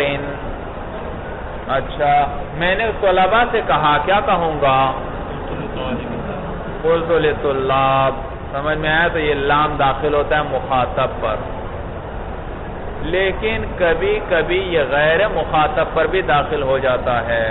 اس صورت میں مثال کے طور پر جو جیسے اس آیت کے اندر ہے مولانا، دیکھا؟ دیکھو بھائی قال الذین کفروا کہتے ہیں وہ لوگ جنہوں نے کفر کیا، کہتے ہیں وہ جو کہ جنہوں نے کفر کیا. للذین کیا آ رہا ہے مولانا؟ قال کا صلہ لام آ رہا ہے. اور لام کس سے داخل ہوتا ہے؟ مخاطب پر. تو ترجمہ یوں بنے گا کہتے ہیں وہ لوگ جنہوں نے کفر کیا. کن سے کہتے ہیں؟ ان لوگوں سے کہتے ہیں الذین آمنوا جو کیا لائے تھے؟ یعنی کافر مومنوں سے کہتے ہیں لو کان خیرن اگر یہ ایمان لو کان الایمان خیرن اگر یہ ایمان کیا ہوتا؟ بہتر ہوتا. ما سبقونا سبقہ کون سا صلہ ہے؟ سبقو. مخاطب کیا غائب کا ہے؟ سبقہ ماضی مولانا غائب کا صیغہ ہے. اگر یہ ایمان بہتر ہوتا ما سبقونا وہ لوگ سبقت نہ کر جاتے نہ ہمارے اوپر. کیا کہتے ہیں؟ وہ لوگ ہمارے اوپر سبقت نہ کر جاتے الیہ اس ایمان کی طرف. اس دیکھو کافر کہتے تھے مومنین سے کہ اگر ایمان بہتر ہوتا تو وہ لوگ ہم پر سبقت نہ کرتے. تو دیکھو اب یہاں جو ہے نا مولانا یہ لام کن پر داخل ہوا ہے؟ الذین پر. اور یہ الذین مخاطب نہیں ہے، غائب ہیں. کیا ہیں بھائی؟ مخاطب غائب ہوتا ہے یا حاضر ہوتا ہے؟ حاضر ہوتا ہے. تو اور قالا کا صلہ آ رہا ہے لام، اور لام کس پہ داخل ہوتا ہے؟ مخاطب پر. تو معلوم ہو یہ الذین کون ہونے چاہیے؟ حاضر ہونے چاہیے. تو کفار کہتے ہیں ان لوگوں سے جو ایمان لائے، اور معلوم ہو وہ ایمان لانے والے کیا ہیں؟ ان کے سامنے حاضر ہیں. کافر ان کو کہتے ہیں کہ اگر یہ ایمان اچھی چیز ہوتی تو دیکھو ایمان لانے والے سارے غریب غربا فقراء صحابہ، کفار بڑے بڑے دولت مند رئیس متکبرین تھے، وہ ایمان نہیں لاتے تھے. تو مومنوں کو کیا کہہ رہے ہیں کہ اگر اس ایمان کے اندر کوئی خیر ہوتی تو یہ غریب غربا ہم سے سبقت نہ کرتے، بلکہ ہم جیسے دانا اور ہوشیار لوگ ہم کیا کر لیتے؟ ہم جلدی قبول کرتے ایمان کو. بات سمجھ میں آ رہی ہے؟ تو کافر یہ کہہ رہے ہیں. اور کس کو کہہ رہے ہیں؟ کیا آ رہا ہے؟ قالا کا صلہ لام. اور الذین آمنوا وہ لوگ جو کہ ایمان لائے، کس کو کہہ رہے ہیں؟ ایمان والوں کو کہہ رہے ہیں کہ اگر اس ایمان میں کوئی بھلائی ہوتی تو وہ لوگ ہم پر سبقت نہ کر جاتے. کیا کہہ رہے ہیں؟ ما سبقونا غائب کا صیغہ ہے نا، غائب کا ترجمہ کرو. وہ لوگ ہم پر سبقت. حالانکہ یہ تو نہیں کہنا چاہیے، کفار کو تو یوں کہنا چاہیے. مسلمانوں سے بات کر رہے ہیں کہ اگر یہ ایمان مسلمان کافر کہہ رہے ہیں مسلمانوں سے اگر یہ ایمان بہتر ہوتا تو تم لوگ ہم سے سبقت. تو کہنا چاہیے تھا ما سبقتمونا تم لوگ ہم سے سبقت. لیکن کیا کہہ رہے ہیں؟ ما سبقون وہ لوگ ہم سے سبقت. معلوم ہوا جس پہ یہ لام داخل ہو رہا ہے الذین آمنوا وہ لوگ جو ایمان لائے ہیں. معلوم ہوا مخاطب نہیں ہے اس وقت. معلوم ہوا مخاطب وہ غائب ہیں، اسی لیے تو آگے سبقونا ان کے لیے کون سی صیغہ لے کر آ رہے ہیں؟ غائب کا صیغہ لے کر آ رہے ہیں. اگر وہ حاضر ہوتے تو پھر غائب کا صیغہ لاتے, بھائی پھر کون سا لاتے ہیں؟ معلوم ہوا یہ لام بمانے عن کے ہے, یہ لام بمانے. تو قال الذین, کافر مومنوں سے نہیں کہہ رہے, یہ لام بمانے عن کے ہے, یعنی کافر مومنوں کے بارے میں کہہ رہے ہیں. کافر کس کے بارے میں کہہ رہے ہیں؟ آپس میں باتیں کر رہے ہیں, اور کیا کہہ رہے ہیں ایک دوسرے کو کہ, اور کس کے بارے میں باتیں کر رہے ہیں؟ مومنوں کے بارے میں باتیں کر رہے ہیں. تو ایک کافر دوسرے کو کہہ رہا ہے کہ اگر یہ مومن مومنوں کے بارے میں کہتا ہے کہ اگر یہ ایمان بہتر ہوتا تو یہ مومن جو ایمان, یہ لوگ جو ہیں ہم سے سبقت نہ کر رہے تھے. اب بات صحیح ہوئی یا نہ ہوئی؟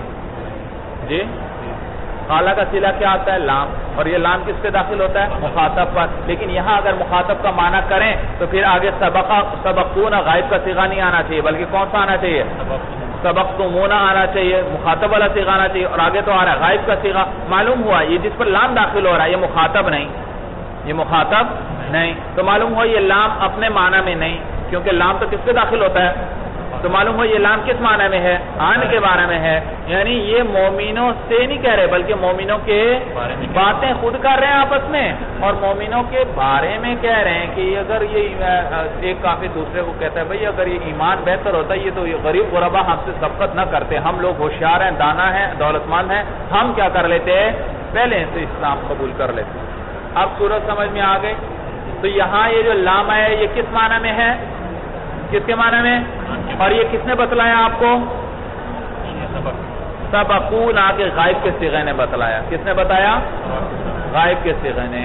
کیونکہ اگر یہ مخاطب ہوتے پھر کیا آنا چاہیے تھا؟ سبقتمون, کہ تم ہم سے, اگر تم مسلمان سامنے تو کہتے بھائی تم ہم سے سبقت نہ کر جاتے, تو یہ انہوں نے کہا نہیں. معلوم ہوا یہ غائب ہیں. صورت سمجھ میں آئی؟ وَبِمَانَ عَنْ, اور کبھی کبھار مولانا لام بمانے عن کے بھی آتا ہے. اِذَا اسْتُعْمِلَ مَعَ الْقَوْلِ, جبکہ اس کو استعمال کیا جائے کس کے ساتھ؟ قول کے ساتھ. كَقَوْلِهِ تَعَالَى, جیسے اللہ فرماتے ہیں قَالَ الَّذِينَ كَفَرُوا, کہا ان لوگوں نے جنہوں نے کفر کیا تھا, لِلَّذِينَ, ان لوگوں کے بارے میں, آمنوا, جو ایمان لائے تھے, لَوْ كَانَ خَيْرًا, اگر یہ ایمان بہتر ہوتا, ما سبقونا الیہ, تو وہ ہم پر سبقت نہ کر جاتے اس ایمان کی طرف. وفیہ نظر, اور اس دلیل کے اندر نظر ہے مولانا, اشکال ہے. یہ فیہ نظر کا کلام لایا جاتا ہے مولانا کس کے لیے؟ اشکال کو ذکر کرنے کے لیے. اس کلام میں اشکال ہے. بھائی کیا اشکال ہے؟ کہتے ہیں بھائی نہیں, یہ لام اپنے معنی میں ہے. یہ لام کیا ہے؟ اور مخاطب پر ہی داخل ہے. اور مخاطب کون ہے؟ مومنین ہی ہیں. تو کفار مومنین کی ایک جماعت کو کہہ رہے ہیں دوسری جماعت کے بارے میں. کفار کس سے بات کر رہے ہیں؟ مومنین سے کر رہے ہیں. اور کس کے بارے میں کر رہے ہیں؟ دوسرے بارے میں. تو مومنین کو سامنے کھڑے ہیں, ان کو کہہ رہے ہیں بھائی, یہ کفار کہہ رہے ہیں ان مومنین کو کہہ رہے ہیں کہ اے مومنین, اگر یہ ایمان بہتر ہوتا تو وہ لوگ, یعنی وہ جو غریب غربا ہیں, وہ غریب غربا مومنین ہیں, وہ ہم سر سبقت نہ کر جاتے. اب صحیح ہو گیا یا نہیں مانا مولانا؟ کہ مخاطب ایک جماعت اور سبقونا سے مراد دوسری جماعت ہے. سمجھ میں آیا بھائی؟ بھائی دلیل اچھی طرح سب کو سمجھ میں آ گئے. وَبِمَانَ الْوَاوِ, اور کبھی کس معنی میں آتا ہے؟ لام واو کے معنی میں بھی آتا ہے. فی القسم, کس کے اندر؟ قسم کے لیے آتا ہے مولانا. لام قسم کے لیے بھی آتا ہے اور قسم کے لیے آتا ہے. واو تو یہ واو کے معنی میں ہوتے ہیں, لیکن عام قسم میں نہیں آئے گا لام بھائی, بلکہ للتعجبی, کس کے لیے آئے گا؟ تعجب کے لیے آئے گا. جس وہ قسم جو تعجب ہو, جس تعجب کے لیے کھائی جائے, اس میں کیا آئے گا؟ لام آئے گا. کقول الحزلی, جیسے حزلی شاعر کہتا ہے. سمجھ میں آیا بھائی؟ شعر للہ یبقى علی الایام ذو حید بمشمخر به الزیان والآسو. للہ یبقى, یہ لام قسم کے لیے ہے. قسم ہے اللہ کی، یبقا اے لا یبقا، یہاں لا محذوف ہے، بھئی لا کو ذکر کرتے تو شیر کا وزن برابر نہیں رہتا تھا تو لا کو حذف کر دیا، اور کوئی مسئلہ پھر بھی نہیں بنتا مولانا، اس لیے کہ معنی پھر بھی ظاہر ہے، لا کے بغیر معنی ہی خراب ہو جاتا ہے، معلوم ہوا جو بھی شیر کو پڑھے گا اسے خود بخود پتہ چل جائے گا کہ یہاں پر کیا ہے، لا محذوف ہے۔ قسم ہے خدا کی، لا یبقا باقی نہیں رہتا، علی الایامی زمانے پر، یعنی زمانے میں کوئی باقی نہیں رہتا، زمانے میں باقی نہیں رہتا، ذو حیدن، حید کہتے ہیں گرہ دار سینگ۔ بھئی آپ نے بارہ سنگا دیکھا ہے اور اس کے سینگ میں دیکھا ہے گرہیں سی پڑی ہوتی ہیں، بھئی ایک سینگ ہے، اس سے دوسرا نکل رہا ہے، تیسرا نکل رہا ہے، اور بیچ میں کیا ہے، گرہیں پڑی ہوئی ہیں۔ یا مولانا اسی طرح بعض ہرن ہوتے ہیں، ان کے سینگ وہ گھومتے ہوئے اوپر کو جاتے ہیں، بھئی وہ گرہیں سی درمیان میں پڑی ہوتی ہیں، صورت سمجھ میں آ رہی ہے؟ تو وہ مراد ہیں بھئی۔ تو کہتے ہیں ذو حید، تو حید کس کو کہتے ہیں، گرہ دار سینگ، ذو حید گرہ دار سینگوں والا، گرہ دار، ذو مال کس کو کہتے ہیں، مال والا، تو یہ ذو، تو گرہ دار سینگوں والا باقی نہیں رہتا زمانے میں۔ بمشمخر، مشمخر پر وزن مطمئن مولانا، مشمخر مطمئن، اور یہ اونچے پہاڑ کو کہتے ہیں۔ زیان چمبیلی کو کہتے ہیں بھائی، زیان چمبیلی کو کہتے ہیں، چمبیلی، یاسمین۔ آس نیازبو کو کہتے ہیں، نیازبو جانتے ہو بھائی، خوشبودار پتے ہوتے ہیں جس کے، ریحان، نیازبو۔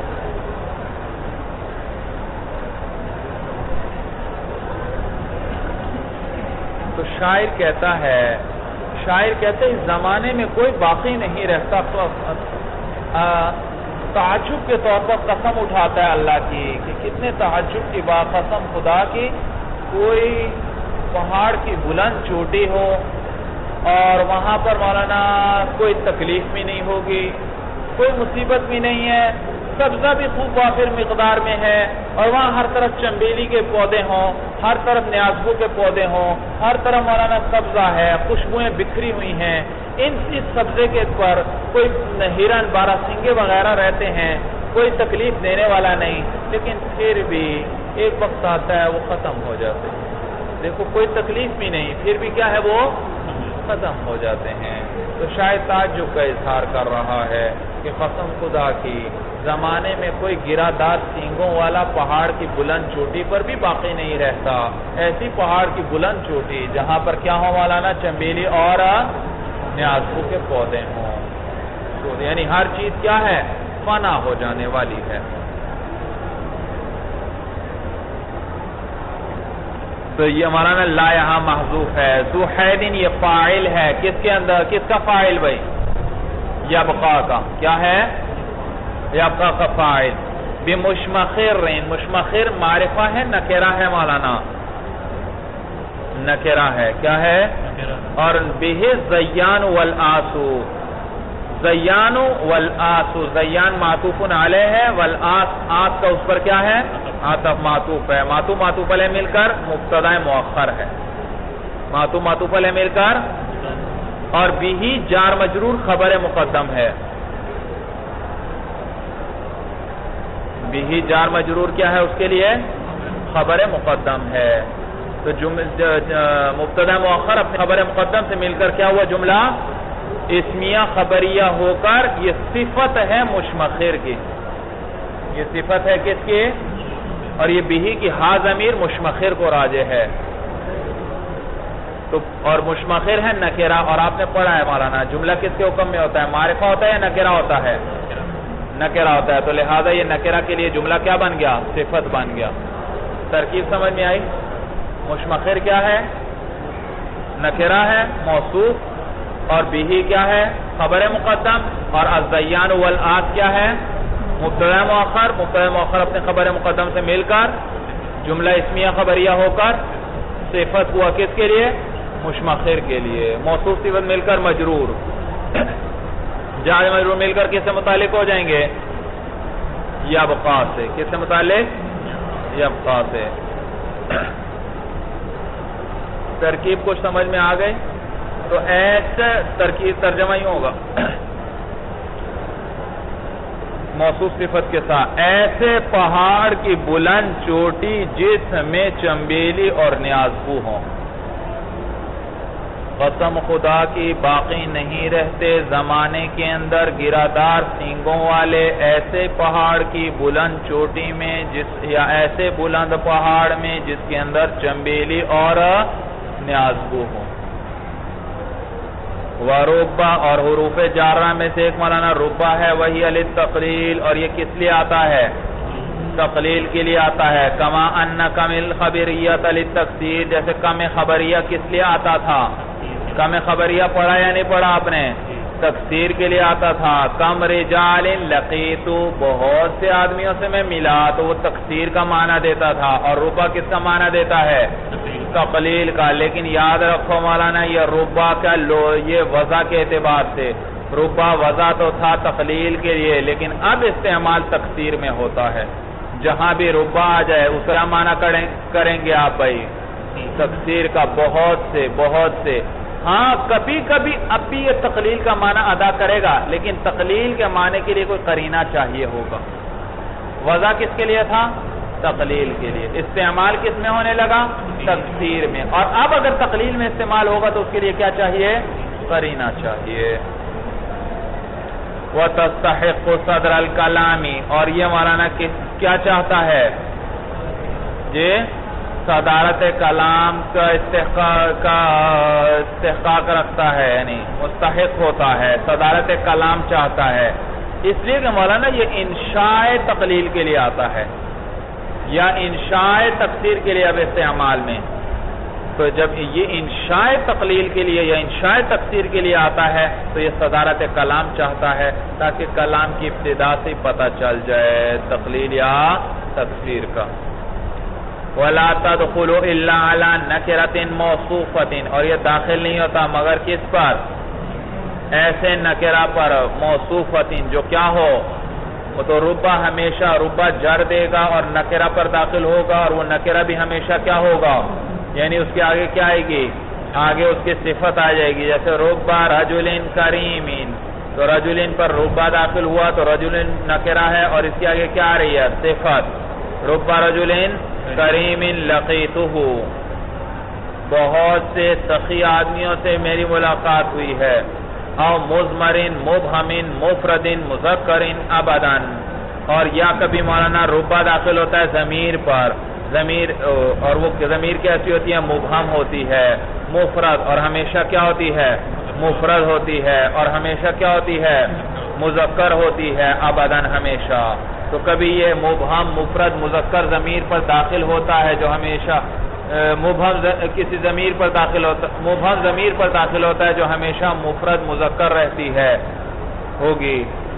ممیزن، تو چونکہ یہ مبہم ہے یہ آگے تمیز چاہتی ہے، تو ممیزن بنکرۃ منصوبۃ، جس کی تمیز کس کے ساتھ لائی جائے گی؟ نکرہ منصوبہ کے ساتھ. نحو ربہ، تو دیکھو ربہ کس پر داخل ہوا؟ ضمیر، اور یہ ضمیر کون سی ہے؟ مبہم، اور ہمیشہ کیا رہے گی؟ مفرد رہے گی. ربہما ربہم نہیں کہیں گے، اور ہمیشہ کیا رہے گی؟ مذکر رہے گی. ربہا نہیں کہیں گے، اور اس کی پھر چونکہ مبہم ہے تو آگے کیا چاہے گی؟ تمیز، اور وہ نکرہ منصوبہ آئے گی. رجلان، یہ کیا ہے؟ نکرہ منصوبہ ہے. ربہ رجلان، تو دیکھو رجلان تمیز ہے.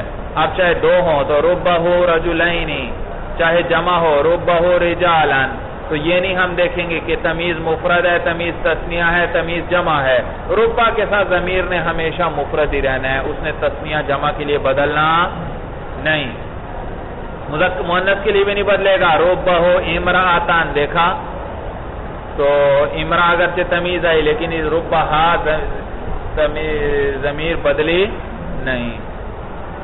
کذالک، اسی طرح. وعند الکوفیین، یہ تو بصرہ والے کہتے تھے اس میں ضمیر میں کوئی تبدیلی نہیں آتی. کوفہ والے کہتے ہیں نہیں بدلے گی. مذکر کے لیے مذکر، مؤنث کے لیے مؤنث. مفرد کے لیے مفرد، تثنیہ کے لیے تثنیہ، جمع کے لیے تو کیا کہیں گے؟ ربہ رجلن، ربہما رجلین، ربہم رجالن، اور ربہا امرأتن۔ وعند الکوفیین یجب المطابقت، اور کوفہ والوں کے نزدیک مطابقت واجب ہے، نحو ربہما رجلین وربہم رجالا وربہا امرأتن۔ وقد تلحقها مل کافت، اور کبھی کبھار اس کے ساتھ مائے کافہ مل جاتا ہے۔ مائے کافہ کف یا کف کا معنی ہوتا ہے روکنا، یہ ماں بھی چونکہ ربا وغیرہ کو عمل سے روک دیتا ہے، اس لیے یہ کیا کہلاتا ہے؟ ماں کافہ کہلاتا ہے۔ تو چونکہ مولانا ربا کے ہم نے کیا شرط لگائی تھی؟ یا یہ نکرہ موصوفہ پر داخل ہوگا یا یہ ضمیر پر داخل ہوگا، لیکن کبھی کبھی ماں کافہ پر داخل ہو جاتا ہے، وہ اس کو عمل سے روک دیتا ہے۔ جب عمل سے روک دیا اب مولانا یہ جملوں پر بھی داخل ہوگا، اور جملہ فعلیہ پر بھی داخل ہوگا، اور جملہ اسمیہ پر۔ اب مولانا مفرد پر داخل ہونا ضروری نہیں۔ وقت تلحقها مل کافت، اور کبھی کبھار اس پر اس کے ساتھ مائے کافہ بھی مل جاتا ہے۔ فتدخل علی الجملتین، تو یہ کس پر داخل ہوتا ہے؟ دو جملوں پر داخل، دونوں جملوں پر، یعنی فعلیہ پر بھی، اور جیسے ربما قام زید، تو دیکھو ربا کے بعد ما کافہ آیا تو اب یہ قامہ پر بھی داخل ہو گیا، ورنہ تو یہ فعل پر داخل نہیں ہو سکتا تھا۔ وربما زید قائم ولا بد لها من فعل ماض، اور اس ربا کے لیے فعل ماضی کا ہونا ضروری ہے۔ کیوں بھائی فعل ماضی کا ہونا کیوں ضروری ہے ربا کے لیے؟ کہتے ہیں لأن ربا للتقلیل المحقق، اس لیے کہ ربا ایسی تقلیل کے لیے آتا ہے جو واقع ہو، جو کیا ہو؟ واقع ہو۔ وهو لا يتحقق الا به، اور وہ حاصل نہیں ہوتی مگر ماضی ہی کے ساتھ۔ کس کے ساتھ؟ بھائی ربا کس لیے آتا ہے؟ تقلیل کے لیے، اور وہ تقلیل یقینی ہونی چاہیے یا صرف امید ہی اس کی کافی ہے؟ یقینی ہونی چاہیے، اور یقینی بات ماضی میں ہوتی ہے یا مستقبل میں ہوتی ہے؟ ماضی کی بات یقینی ہوتی ہے، مستقبل میں تو خیر وہ یقینی نہیں ہوتی، کہ پتہ نہیں ہوتی ہے۔ تو ولا بد لها من فعل ماض، اور ضروری ہے اس کے لیے فعل ماضی کا ہونا، لأن ربا لتقلیل المحقق، اس لیے کہ ربا ایسی تقلیل کے لیے آتا ہے جو واقع ہو یقینی ہو۔ وہ لا يتحقق الا به، اور وہ حاصل نہیں ہوتی۔ يتحقق کا کیا ترجمہ کر رہے ہیں؟ حاصل کر رہے ہیں، اور وہ حاصل نہیں ہوتی، یعنی وہ تقلیل یقینی۔ تقلیل محقق کا کیا معنی کیا مولانا؟ تقلیل یقینی، وہ تقلیل یقینی حاصل نہیں ہوتی۔ الا به، ہا ضمیر فعل ماضی کو راجع ہے، مگر کس کے ساتھ؟ فعل ماضی کے ساتھ۔ ويحذف ذلك الفعل غالبا، اور اکثر اس فعل کو کیا کر دیا جاتا ہے؟ حذف کر دیا جاتا ہے۔ كقولك، جیسے آپ کہتے ہیں رب رجل اکرمنی فی جواب من قال هل لقیت من اکرمک،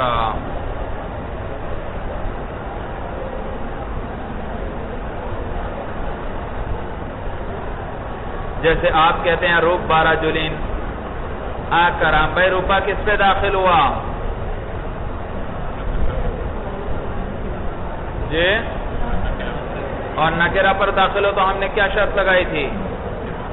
اس کی صفت آنی چاہیے۔ یہاں تو نکرہ کی کوئی صفت نہیں نظر آ رہی مجھے۔ جی کیا کر دی گئی ہے؟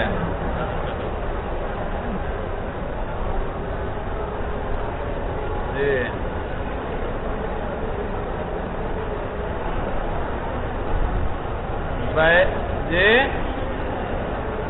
بھائی دیکھو فعل کی بات چھوڑو، ابھی تو وہ بات تو فعل کی چل رہی ہے، وہ ابھی میں آگے بتاتا ہوں۔ مجھے پہلے تو یہ آپ نے پڑھی بات کہ ربا کی تمیز کی، ربا کس پر داخل ہوگا؟ نکرہ پر، اور وہ نکرہ پھر ہمیشہ کیا ہوگا؟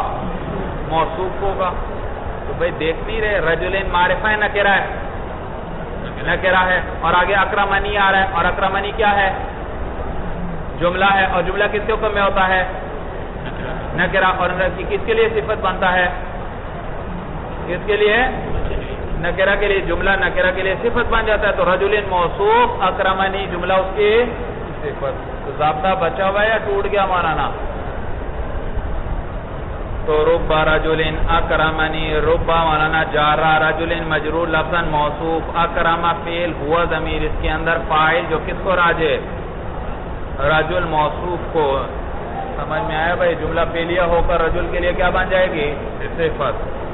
فی جواب من قال، تو کیسے آپ کہتے ہیں رب رجل اکرمنی، فی جواب من، اس شخص کے جواب میں قال جس نے کہا تھا هل لقیت من اکرمک، کیا تیری ملاقات ہوئی ہے کسی ایسے آدمی سے جس نے تیرا اکرام کیا ہو؟ هل لقیت من اکرمک، کیا تیری ملاقات ہوئی ہے جس نے تیرا کیا کیا ہو؟ اکرام کیا ہو؟ آپ نے جواب میں کیا کہا؟ رب رجل اکرمنی، بہت سے ایسے لوگ جنہوں نے میرا اکرام کیا۔ آگے لقیتہ کو حذف کر دیتے ہیں، کیا کر دیتے ہیں؟ تو اصل کلام یوں ہے رب رجل اکرمنی لقیتہ، بہت سے ایسے آدمیوں نے جنہوں نے میرا اکرام کیا ہے، ان سے میری ملاقات ہوئی ہے۔ سمجھ میں آیا؟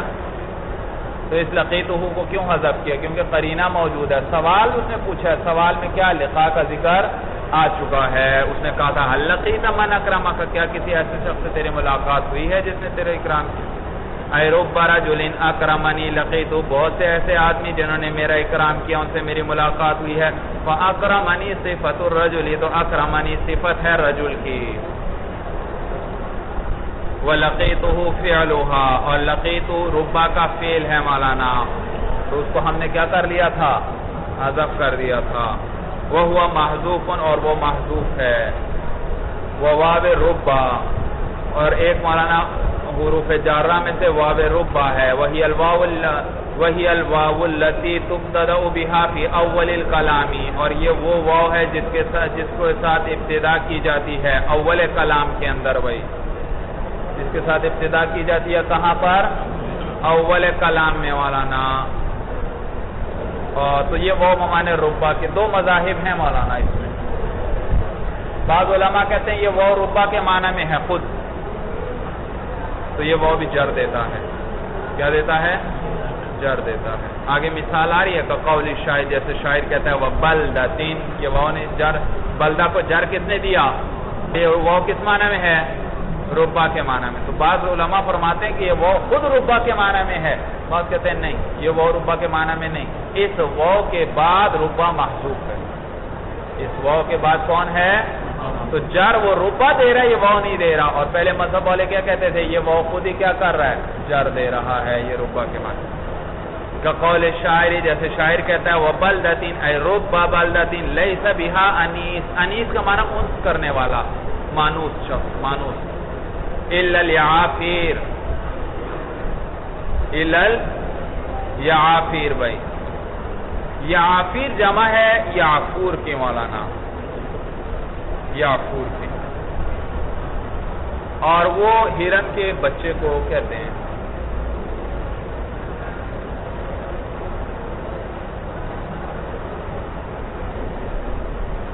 ہرن کا بچہ یا ہرن کو بھی کہتے ہیں، ہرن کا بچہ۔ عیس مولانا بروزن 20، ابیض کی جمع مؤنث کیا آتی ہے مولانا؟ بیضاء، اور بیضاء کی جمع کیا آتی ہے؟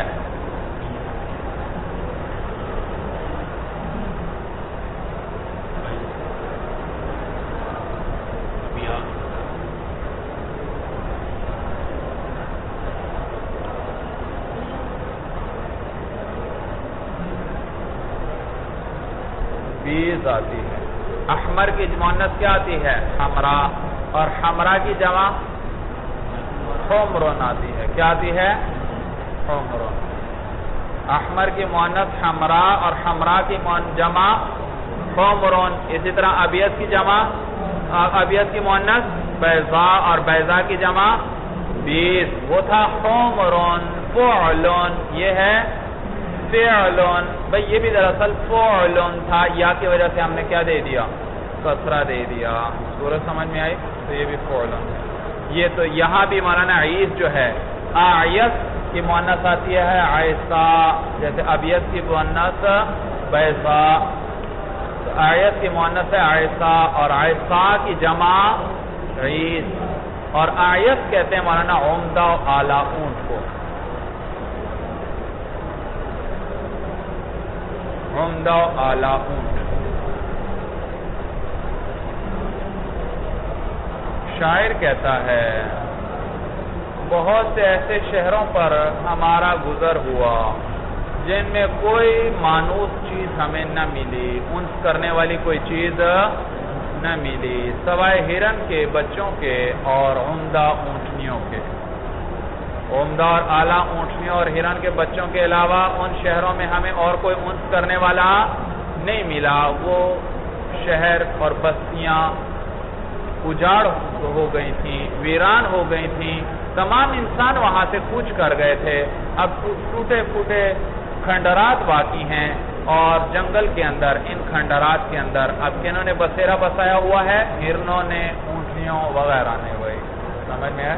تو شاعر کہتا ہے بہت سے میں ایسے بستیوں پر گزرا کہ جن میں ہمیں کوئی مانوس چیز نہ ملی، کوئی انس کرنے والا انسان دکھائی نہ دیا، سوائے ہرن کے بچوں کے اور عمدہ اونٹنیوں۔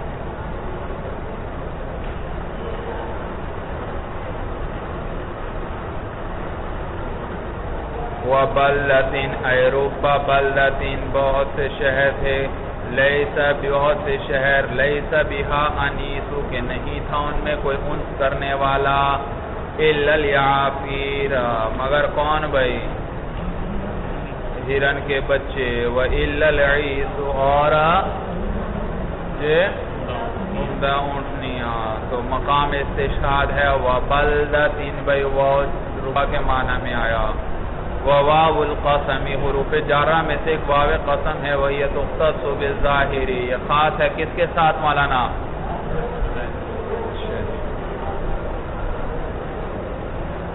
بھائی قسم کے لیے اصل الحروف، قسم کے لیے جو اصل ہے وہ ہے با۔ باللہ قسم کے لیے اصل لفظ کیا ہے؟ با۔ کبھی با کی جگہ استعمال ہوتا ہے واو، اور کبھی پھر واو کی جگہ استعمال ہوتی ہے تا۔ اصل کیا ہے قسم کے لیے؟ کبھی با کی جگہ کیا استعمال ہوتا ہے؟ واو، اور کبھی واو کی جگہ بھی تا۔ تو دیکھنا جو اصل ہے اس میں سب سے زیادہ وسعت ہوگی، واو کے اندر وسعت کم ہو جائے گی، تا کے اندر وسعت مزید کم ہو جائے گی، تا کے اندر وسعت مزید کم ہو جائے گی۔ یاد رکھو یہ جو با ہے یہ اس میں ظاہر پر بھی داخل ہو سکتی ہے، اس میں ضمیر پر بھی داخل ہو سکتی ہے۔ باللہ قسم کھا رہا ہوں مولانا، اور لفظ اللہ ظاہر ہے یا ضمیر ہے؟ یہ اس میں، تو یہ اس میں ظاہر پر داخل ہوا، سمجھ میں آیا؟ اور یہ ضمیر پر بھی داخل ہو سکتا ہے، بی کا، یہ کس پر داخل ہوا؟ ضمیر پر۔ تو یہ با قسم کے لیے آتا ہے، اور اس صورت میں یہ اس میں ظاہر پر بھی داخل ہوتا ہے اور اس میں ضمیر پر بھی داخل ہوتا ہے۔ نیز مولانا یہ با استفہام کے لیے بھی آ سکتی ہے، استفہام پر بھی داخل ہوگی۔ باللہ اخبرنی،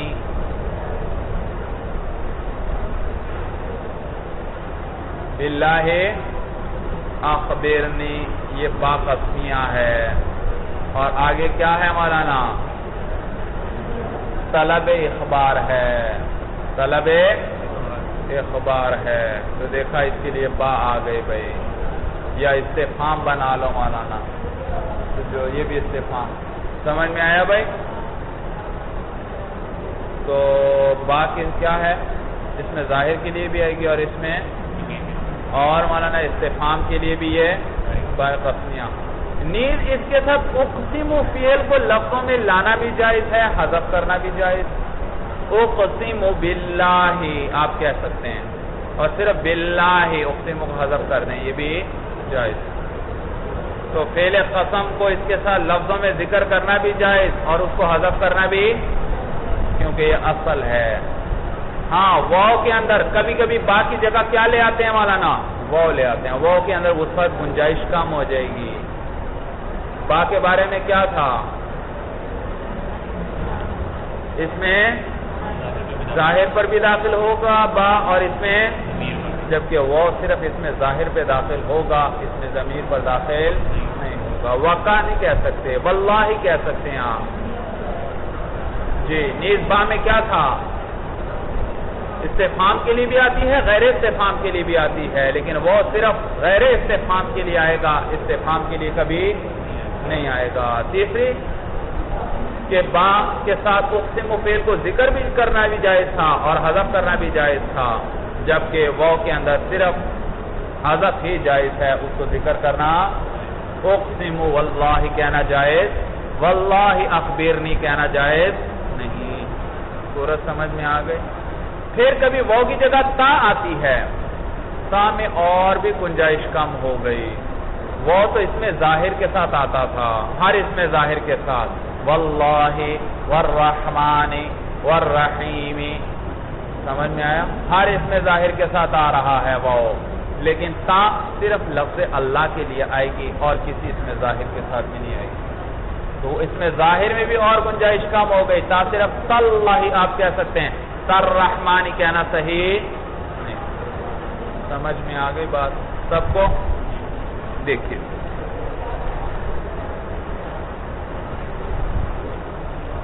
واو القسم، اور ایک واو قسم ہے حروف جارہ میں سے، وہی تختص بالظاہر، اور یہ خاص ہے اس میں ظاہر کے ساتھ، نحو واللہ والرحمن، واللہ اور والرحمن لأضربن، تو دیکھا واللہ لفظ اللہ پر بھی اس میں ظاہر پر داخل ہوا، رحمان پر بھی، فلا یقال یوں نہیں کہا جائے گا واقع، وہ اس میں ظاہر پر داخل ہوتا ہے ضمیر پر نہیں۔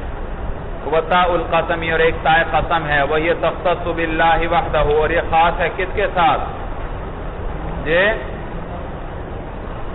بھئی تا صرف لفظ اللہ پہ خاص داخل ہوگی اور کسی پر داخل نہیں، وہ تو جو بھی اس میں ظاہر ہو اس پہ وہ آ سکتا تھا، لیکن اس میں ظاہر میں سے تا صرف کس پر آئے گی؟ لفظ اللہ۔ وَهِيَ تُخْتَصُّ بِاللَّهِ وَحْدَهُ، اور یہ خاص ہے، تختص بھی پڑھ سکتے ہیں، تختص بھی وحدہ لفظ اللہ کے ساتھ، فَلَا يُقَالُ تَرْرَحْمَانِ، لہذا یہ کہ یوں نہیں کہا جائے گا تَرْرَحْمَانِ، تَرْرَحْمَان کہنا جائز، بلکہ صرف کیا کہنا جائز؟ اللہ۔ وَقَوْلُهُمْ تَرَبِّ الْكَعْبَةِ شَاذٌ، بھئی بعض عربوں کے قول میں آپ نے تو کہا یہ لفظ اللہ کے علاوہ اور کہیں داخل نہیں ہوتی، ہم نے آواز اشعار میں پڑھا، وہاں کیا آیا؟ تَرَبِّ الْكَعْبَةِ، تا کس پہ داخل ہوئے؟ رب پر داخل ہوئی، تو جواب یہ دیا مصنف نے بتایا شاذ، کہ یہ کیا ہے مولانا؟ شاذ ہے، یعنی آیا ہے لیکن نادر ہے، کیا ہے؟ نادر ہے، وَالنَّادِرُ كَالْمَعْدُومِ، تو ایک جگہ آ جائے یا دو جگہ آ جائے، اس سے ہم ضابطے پر کوئی اثر نہیں پڑتا۔ وَبَاءُ الْقَسَمِ، اور بائے قسم ہے، وَهِيَ تَدْخُلُ عَلَى الظَّاهِرِ، اور یہ داخل ہوتی ہے کس پر مولانا؟ ظاہر پر بھی داخل ہوتی ہے، والمضمر، اور ضمیر پر بھی داخل ہوتی ہے، نحو باللہ وبالرحمن وبک، ضمیر پر بھی داخل ہوئی۔ اور میں نے دو زائد چیزیں بھی آپ کو بتلائیں اس کے ساتھ، بھائی کون سی دو زائد چیزیں؟ کہ یہ استفہام کے لیے بھی آ سکتی ہے اور استدعاء فعل کو ذکر کرنا بھی جائز۔ وَلَا بُدَّ لِلْقَسَمِ مِنَ الْجَوَابِ، اور قسم کے لیے جواب کا ہونا بھی ضروری ہے، وَهِيَ جُمْلَةٌ، بھئی یاد رکھو واللہ یہ تو قسم ہوئی، اس کے لیے کیا چاہیے؟ جواب قسم، کس بات پہ قسم آپ اٹھا رہے ہیں اس کو کیا کہتے ہیں؟ جواب قسم کہتے ہیں۔ وَلَا بُدَّ لِلْقَسَمِ مِنَ الْجَوَابِ، اور ضروری ہے قسم کے لیے جواب کا ہونا، وَهِيَ جُمْلَةٌ، اور ایک جملہ ہوتا ہے، تُسَمَّى الْمُقْسَمَ عَلَيْهَا، اس کو کیا کہتے ہیں؟ مقسم علیہ کہتے ہیں، کیا کہتے ہیں؟ مقسم علیہ کہتے ہیں۔ فَإِنْ كَانَتْ مُوجَبَةً، اگر یہ کیا ہو؟ موجب ہو، کیا معنی؟ مثبت ہو، جی اگر یہ کیا ہو؟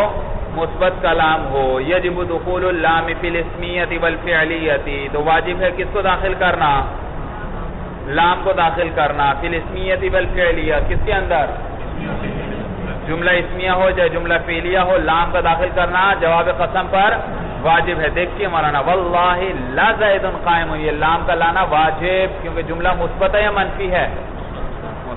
تو زید قائم جملہ اسمیہ، اس پر لام کا داخل کرنا واجب کیونکہ مثبت ہے۔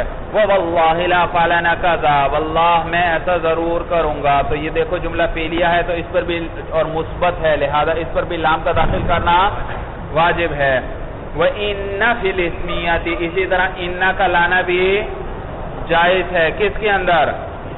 جملہ اسمیہ میں اِنَّ بھی لا سکتے ہو لام کے ساتھ ساتھ، جیسے وَاللَّهِ إِنَّ زَيْدًا لَقَائِمٌ، تو اِنَّ بھی لیا ہے جملہ اسمیہ میں، سمجھ میں آیا بھائی؟ اور لام تاکید بھی آگے خبر پر آ رہا ہے۔ وَإِنْ كَانَتْ مَنْفِيَّةً، اور اگر جملہ کون سا ہو مولانا؟ منفی ہو وجب دخول ما و لا، تو پھر مولانا جواب قسم پر ما یا لا کا داخل کرنا واجب ہے. جیسے واللہ ما زید بقائم، واللہ زید کھڑا نہیں، تو یہ ما لے کر آئے مولانا. واللہ لا یقوم زید، لا لے کر آئے بھائی. وعلم جان لے انہو قد یحذف جو حرف النفی، کبھی کبھی حرف نفی کو کیا کر لیا جاتا ہے؟ حذف کر لیا جاتا ہے. لزوال اللبس، التباس کو دور ہو جانے کی وجہ سے، زائل ہونے. بھئی بعض جگہ التباس نہیں رہتا، جب التباس کا خطرہ ہی نہیں ہے تو حرف نفی کو حذف کرنے میں کوئی حرج نہیں ہے. کقولہ تعالی، جیسے مولانا ابھی پیچھے شعر میں نہیں گزرا تھا، کیا گزرا تھا؟ للہ یبقا، اور میں نے کیا بتلایا تھا؟ للہ لا یبقا، کیونکہ لا کے بغیر بات بھئی صحیح بنتی تھی؟ بات صحیح نہیں بنتی تھی. آپ وہاں لا کے بغیر ترجمہ کر کے دیکھیں، بات نہیں بنتی. تو کبھی حرف نفی کو حذف بھی کر دیا جاتا ہے لزوال اللبس، جب کہ التباس کا خطرہ نہ ہو. تو قولہ تعالی، جیسے اللہ فرماتے ہیں تاللہ تفتأ تذکر یوسفا، تاللہ ای تفتأ ای لا تفتأ. بھئی آپ نے افعال ناقصہ پڑھے یا نہیں پڑھے؟ ان میں ایک ما فتیعہ پڑھا یا نہیں پڑھا مولانا؟ یہ وہ ما فتیعہ ہے بھئی. مضارع ہوا تو ما کو بدل دیا لا سے، اور تفتأ کون سا صیغہ ہے؟ مخاطب کا صیغہ. تاللہ قسم ہے خدا کی، لا تفتأ تذکر یوسفا، تو ہمیشہ یاد کرتا ہے یوسف علیہ السلام کو، تو ہمیشہ یاد کرتا ہے یوسف علیہ. تو لا تفتأ تھا، لا تفتأ کیا معنی بھئی؟ ما فتیعہ ما بریحہ کا کیا معنی تھا؟ ہمیشہ. تو لا تفتأ، تو لا کو حذف کر دیا مولانا کیونکہ التباس کا خطرہ نہیں. تو افعال جی ترکیب کیسے کریں گے؟ تا قسمیہ جار را لفظ اللہ مجرور، لفظاً جار مجرور مل کر متعلق ہوئے کس سے؟ اقسم فعل سے. اقسم فعل انا ضمیر اس کے اندر فاعل، فعل اپنے فاعل سے مل کر جملہ فعلیہ ہو کر قسم. تفتأ تذکر یوسفا، تفتأ لا تفتأ لا محذوف، لا تفتأ فعل افعال ناقصہ. انت ضمیر اس کے اندر اس کا اسم، تذکر فعل، انت ضمیر اس کے اندر فاعل، یوسفا مفعول، فعل اپنے فاعل اور یوسفا. اچھا بھائی اس پہ تنوین کیوں نہیں آئی بھائی؟ جی عالم ہے تو کیا ہوا؟ معرفہ ہے تو کیا ہوا؟ غیر منصرف ہے. یوں کہو یہ کیا ہے؟ غیر منصرف ہے. کیا کیا اسباب ہیں غیر انصراف کے اس میں؟ ایک علمیت ہے شاباش، دوسرا عجمہ ہے شاباش، یہ عجمی زبان ہے. سمجھ میں آیا؟ آپ کہیں گے بھئی یہ تو قرآن میں ذکر آ رہا ہے، یہ تو عربی ہے. بھئی حضرت یوسف علیہ السلام عربی زبان ابھی بنی بھی نہیں تھی، اس سے بھی پہلے کے گزرے ہیں. سمجھ میں آیا؟ اس سے پہلے گزرے ہیں، تو یہ آج اس وقت عربی تھی نہیں، تو عربی کہاں سے ہوا یہ نام؟ تو یہ عجمہ ہے اور اس میں علمیت ہے. تو تذکر فعل، انت ضمیر فاعل، فعل اپنے فاعل اور مفعول سے مل کر جملہ فعلیہ ہو کر خبر ہوئی کس کے لیے؟ لا تفتأ کے لیے. لا تفتأ اپنے اسم اور خبر سے مل کر جملہ فعلیہ ہو کر جواب قسم.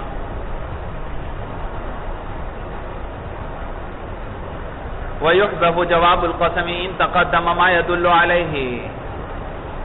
یاد رکھو مولانا کبھی جواب دیکھو میں کہنا چاہتا ہوں واللہ لا زید قائم، واللہ زید کیا ہے؟ کھڑا ہے. تو لا زید قائم کو کیا بنائیں گے آپ ترکیب میں؟ جواب قسم بھائی، جواب قسم بھائی. تو جواب قسم کبھی کبھی یہ جواب قسم مقدم بھی ہو جاتا ہے بھائی. کس طرح؟ میں کہتا ہوں زید قائم واللہ، کہتے ہیں یا نہیں کہتے؟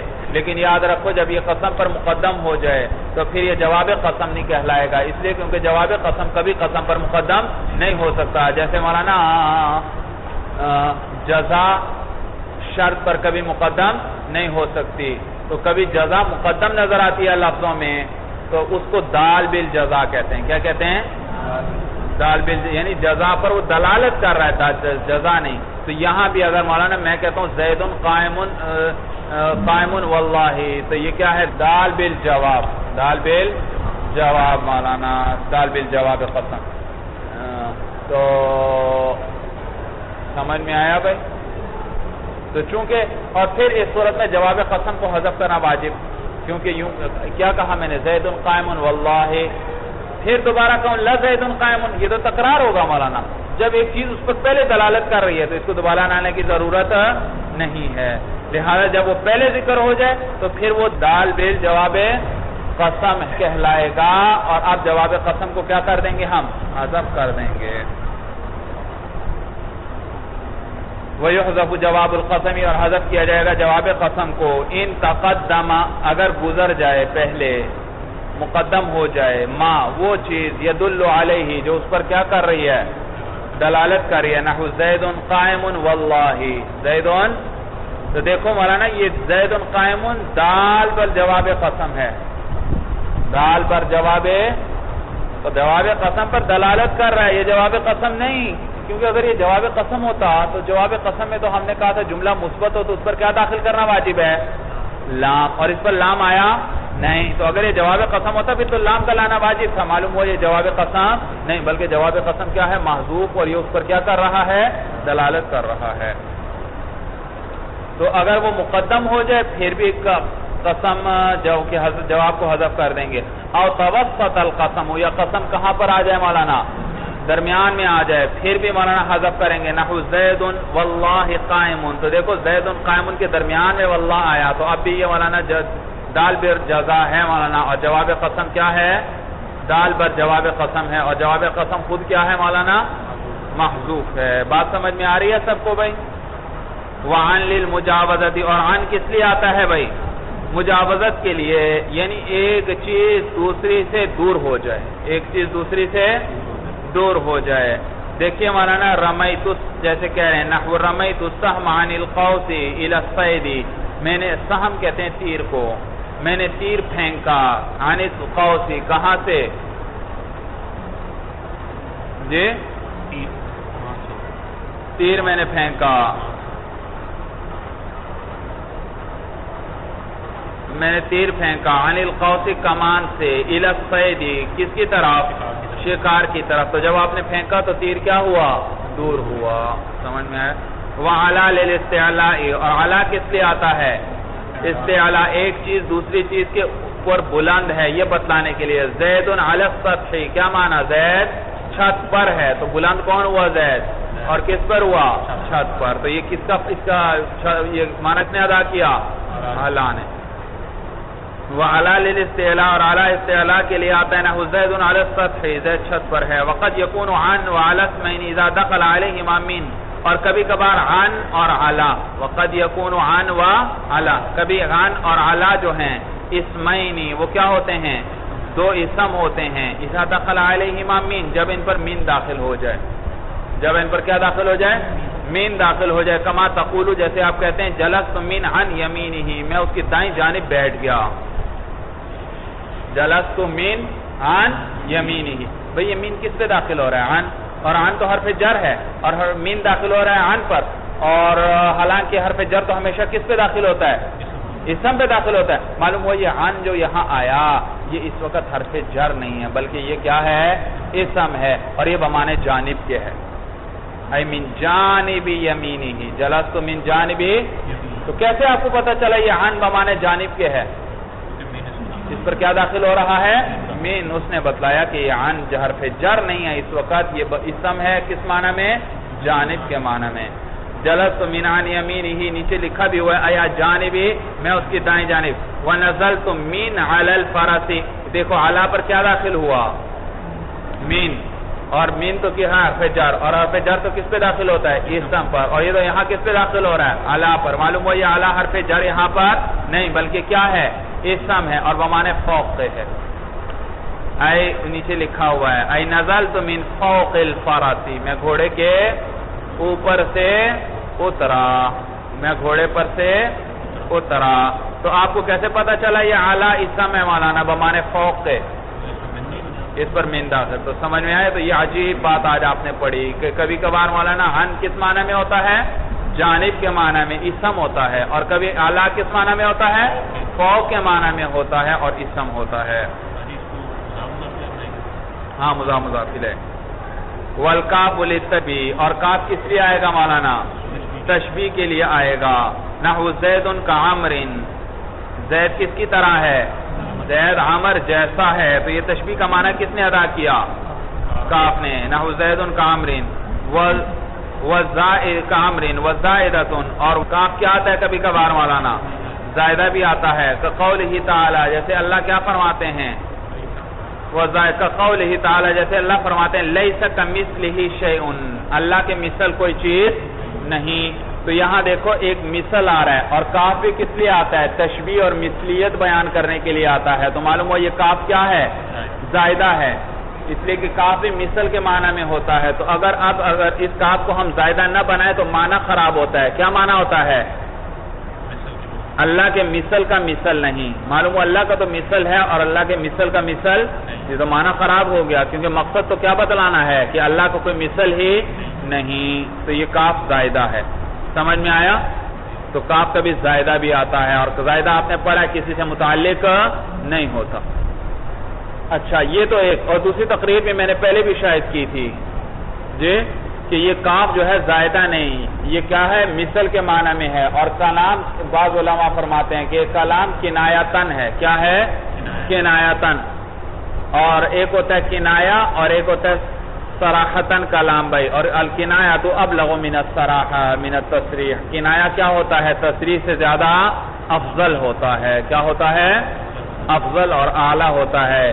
اس لیے کہ تصریح کے اندر دعویٰ تو ہوتا ہے، دلیل نہیں ہوتی. اور کنائے کے اندر دعوے کے ساتھ ساتھ دلیل بھی ذکر ہوتی ہے. کنائے میں دعوے کے ساتھ ساتھ کیا ذکر ہوتی ہے؟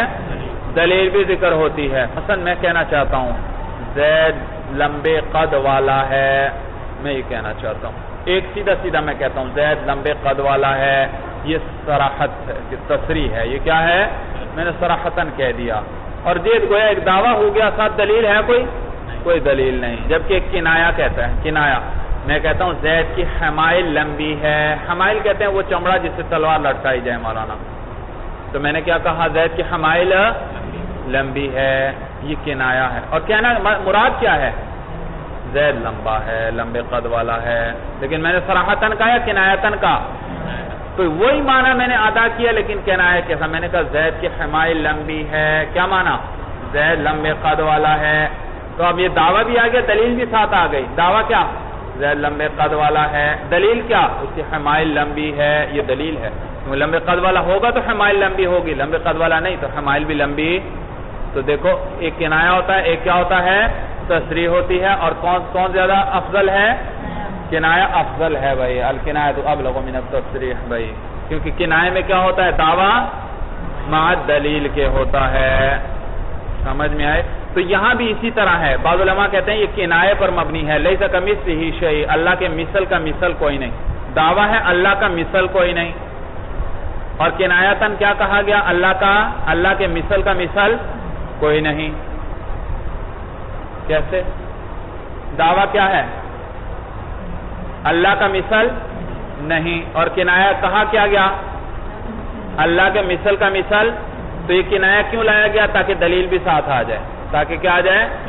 بات وہی ہے لیکن ذرا اس کو حسین رنگ دیا گیا مولانا. نہایت حسین بلیغ فصیح کلام استعمال کیا گیا. کس طرح؟ دیکھو میں کہتا ہوں زید کا بھائی نہیں، زید کا، یہ صراحتاً ہے. اور ایک میں کنایتاً کہتا ہوں زید کے بھائی کا بھائی نہیں. کیا کہتا ہوں؟ معنی اس کا بھی وہی ہے، زید کا بھائی نہیں. تو ایک تھا صراحتاً زید کا بھائی نہیں، اور ایک کیا ہے؟ زید کے بھائی کا بھائی. کس طرح بھائی؟ دیکھو یہ زید ہے، یہ کون ہے؟ یہ اس کا بھائی ہے. تو اگر زید کا بھائی ہو یہ، تو اس کا بھی بھائی ہوگا یا نہیں ہوگا؟ کون ہوگا؟ زید خود. تو جب میں کہہ رہا ہوں زید کے بھائی کا بھائی نہیں، معلوم ہوا زید کا کوئی بھائی، کیونکہ اگر زید کا بھائی ہوتا تو اس کے بھائی کا بھی کون ہوتا؟ بھائی ہوتا بھائی. تو یہاں بھی کیا کہا گیا؟ اللہ کا مثل نہیں. اور کس انداز میں کہا گیا؟ اللہ کے مثل کا مثل نہیں. تو اللہ کے مثل کا مثل نہیں، معلوم ہوا اللہ کے بھی کوئی مثل نہیں، کیونکہ اگر اللہ کا مثل ہوتا تو اس مثل کا بھی کیا ہوتا؟ مثل ہوتا، جو کہ ذات باری تعالیٰ خود ہوتے ہوئے.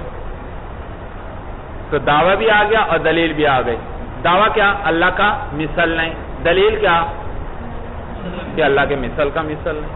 اگر قوله تعالی جیسے اللہ فرماتے ہیں لیس کمثلہ شیء اللہ کے مثل کوئی نہیں چیز وقد تکون اسما کقول الشاعر اور کبھی کبھار یہ اسم بھی ہوتا ہے کاف کیا ہوتا ہے مولانا اسم ہوتا ہے کقول الشاعر جیسے شاعر کہتا ہے یضحکنا عنک البرد المنہم یضحکنا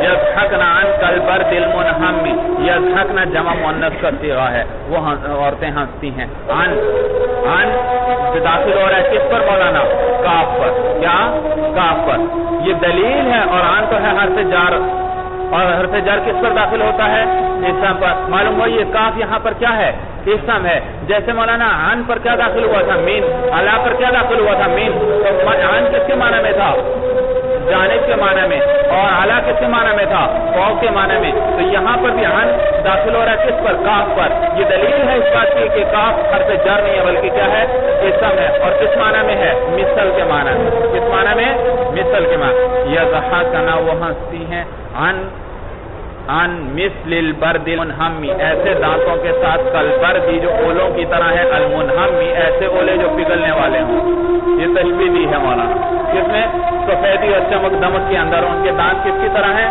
اولوں کی طرح ہیں وَمُزْ وَمُنْزُ لِلزَّمَانِ اور مز اور منزو کس لیے آتے ہیں زمانے کے لیے بھائی آپ نے ظروف کے اندر بھی مز اور منزو پڑھے تھے اور آپ کو میں نے بتایا تھا کہ منز اور منزو کبھی جارہ بھی آتے ہیں اور کبھی ظرف اور اس وقت وہ کیا بنتے ہیں مبتدا بنتے ہیں کیا بنتے ہیں مبتدا اور ان کے مابعد کیا ہوتی ہے خبر تو لہذا ان کے مابعد مرفوع ہوا کرتا ہے اور یہ جب جارہ آئیں گے تو لازمی بات ہے جر دیں گے تو ان کا مابعد ہمیشہ کیا ہوگا مجرور ہوگا وَمُزْ وَمُنْزُ لِلزَّمَانِ اور مز اور منزو زمانے کے لیے آتے ہیں اما للابتدائی یا تو یہ ابتدا کے لیے زمانے کی ابتدا بیان کریں گے فی الماضی کس میں زمانہ ماضی کے اندر کما تقول فی شعبان جیسے کہ آپ شعبان کے مہینے میں کسی سے کہتے ہیں ما رأیتہ مزرجبا میں نے اس کو رجب سے دیکھا ہی دیکھو یہ کسی چیز کی زمانے کی ابتدا آپ کو اس کو بتلا رہے ہیں کہ میرے نہ دیکھنے کی ابتدا کب سے ہوئی ہے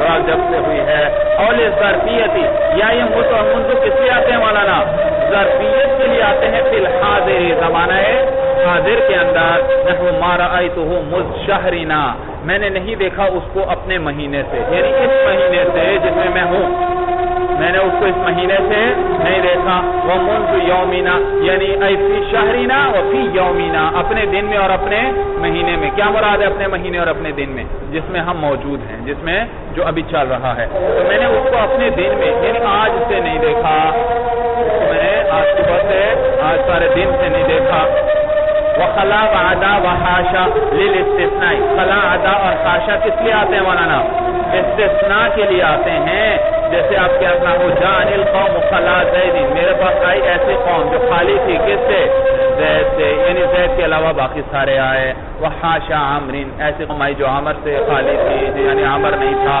وعدا بکرین ایسی قوم آئی جس میں بکر نہیں تھا یعنی بکر کے علاوہ آئے سارے صورت سمجھ میں آ گئے یاد رکھو یہ خلا عدا حاشا کبھی فیل بھی آتے ہیں اور کبھی جارہ ہے تو دیکھو ماں باپ کو جر دیا اور جب فیل آئیں گے تو ماں باپ کو نصب دیں گے کیا دیں گے نصب تو خلا اور عدا اگر یہ جملے کے شروع میں آ جائیں اس کے شروع میں آ جائیں یا ان کے شروع سے پہلے ماں آ جائے ماں خلا ماں عدا تو پھر اس صورت میں یہ ہمیشہ نصب دیں گے خلا اور عدا والا کیا آتے ہیں جارہ بھی آتے ہیں اور یہ فعل بھی آتے ہیں اور ان کا شروع خصوصاً اگر یہ جملے کے ابتدا میں آ جائیں اور ان سے پہلے کیا آ جائے ماں آ جائے تو پھر یہ کیا ہوں گے فعل ہوں گے اور ماں بعد کو کیا دیں گے نصب دیں گے چلیے جی هذا هو المرام والله اعلم بحقیقت الکلام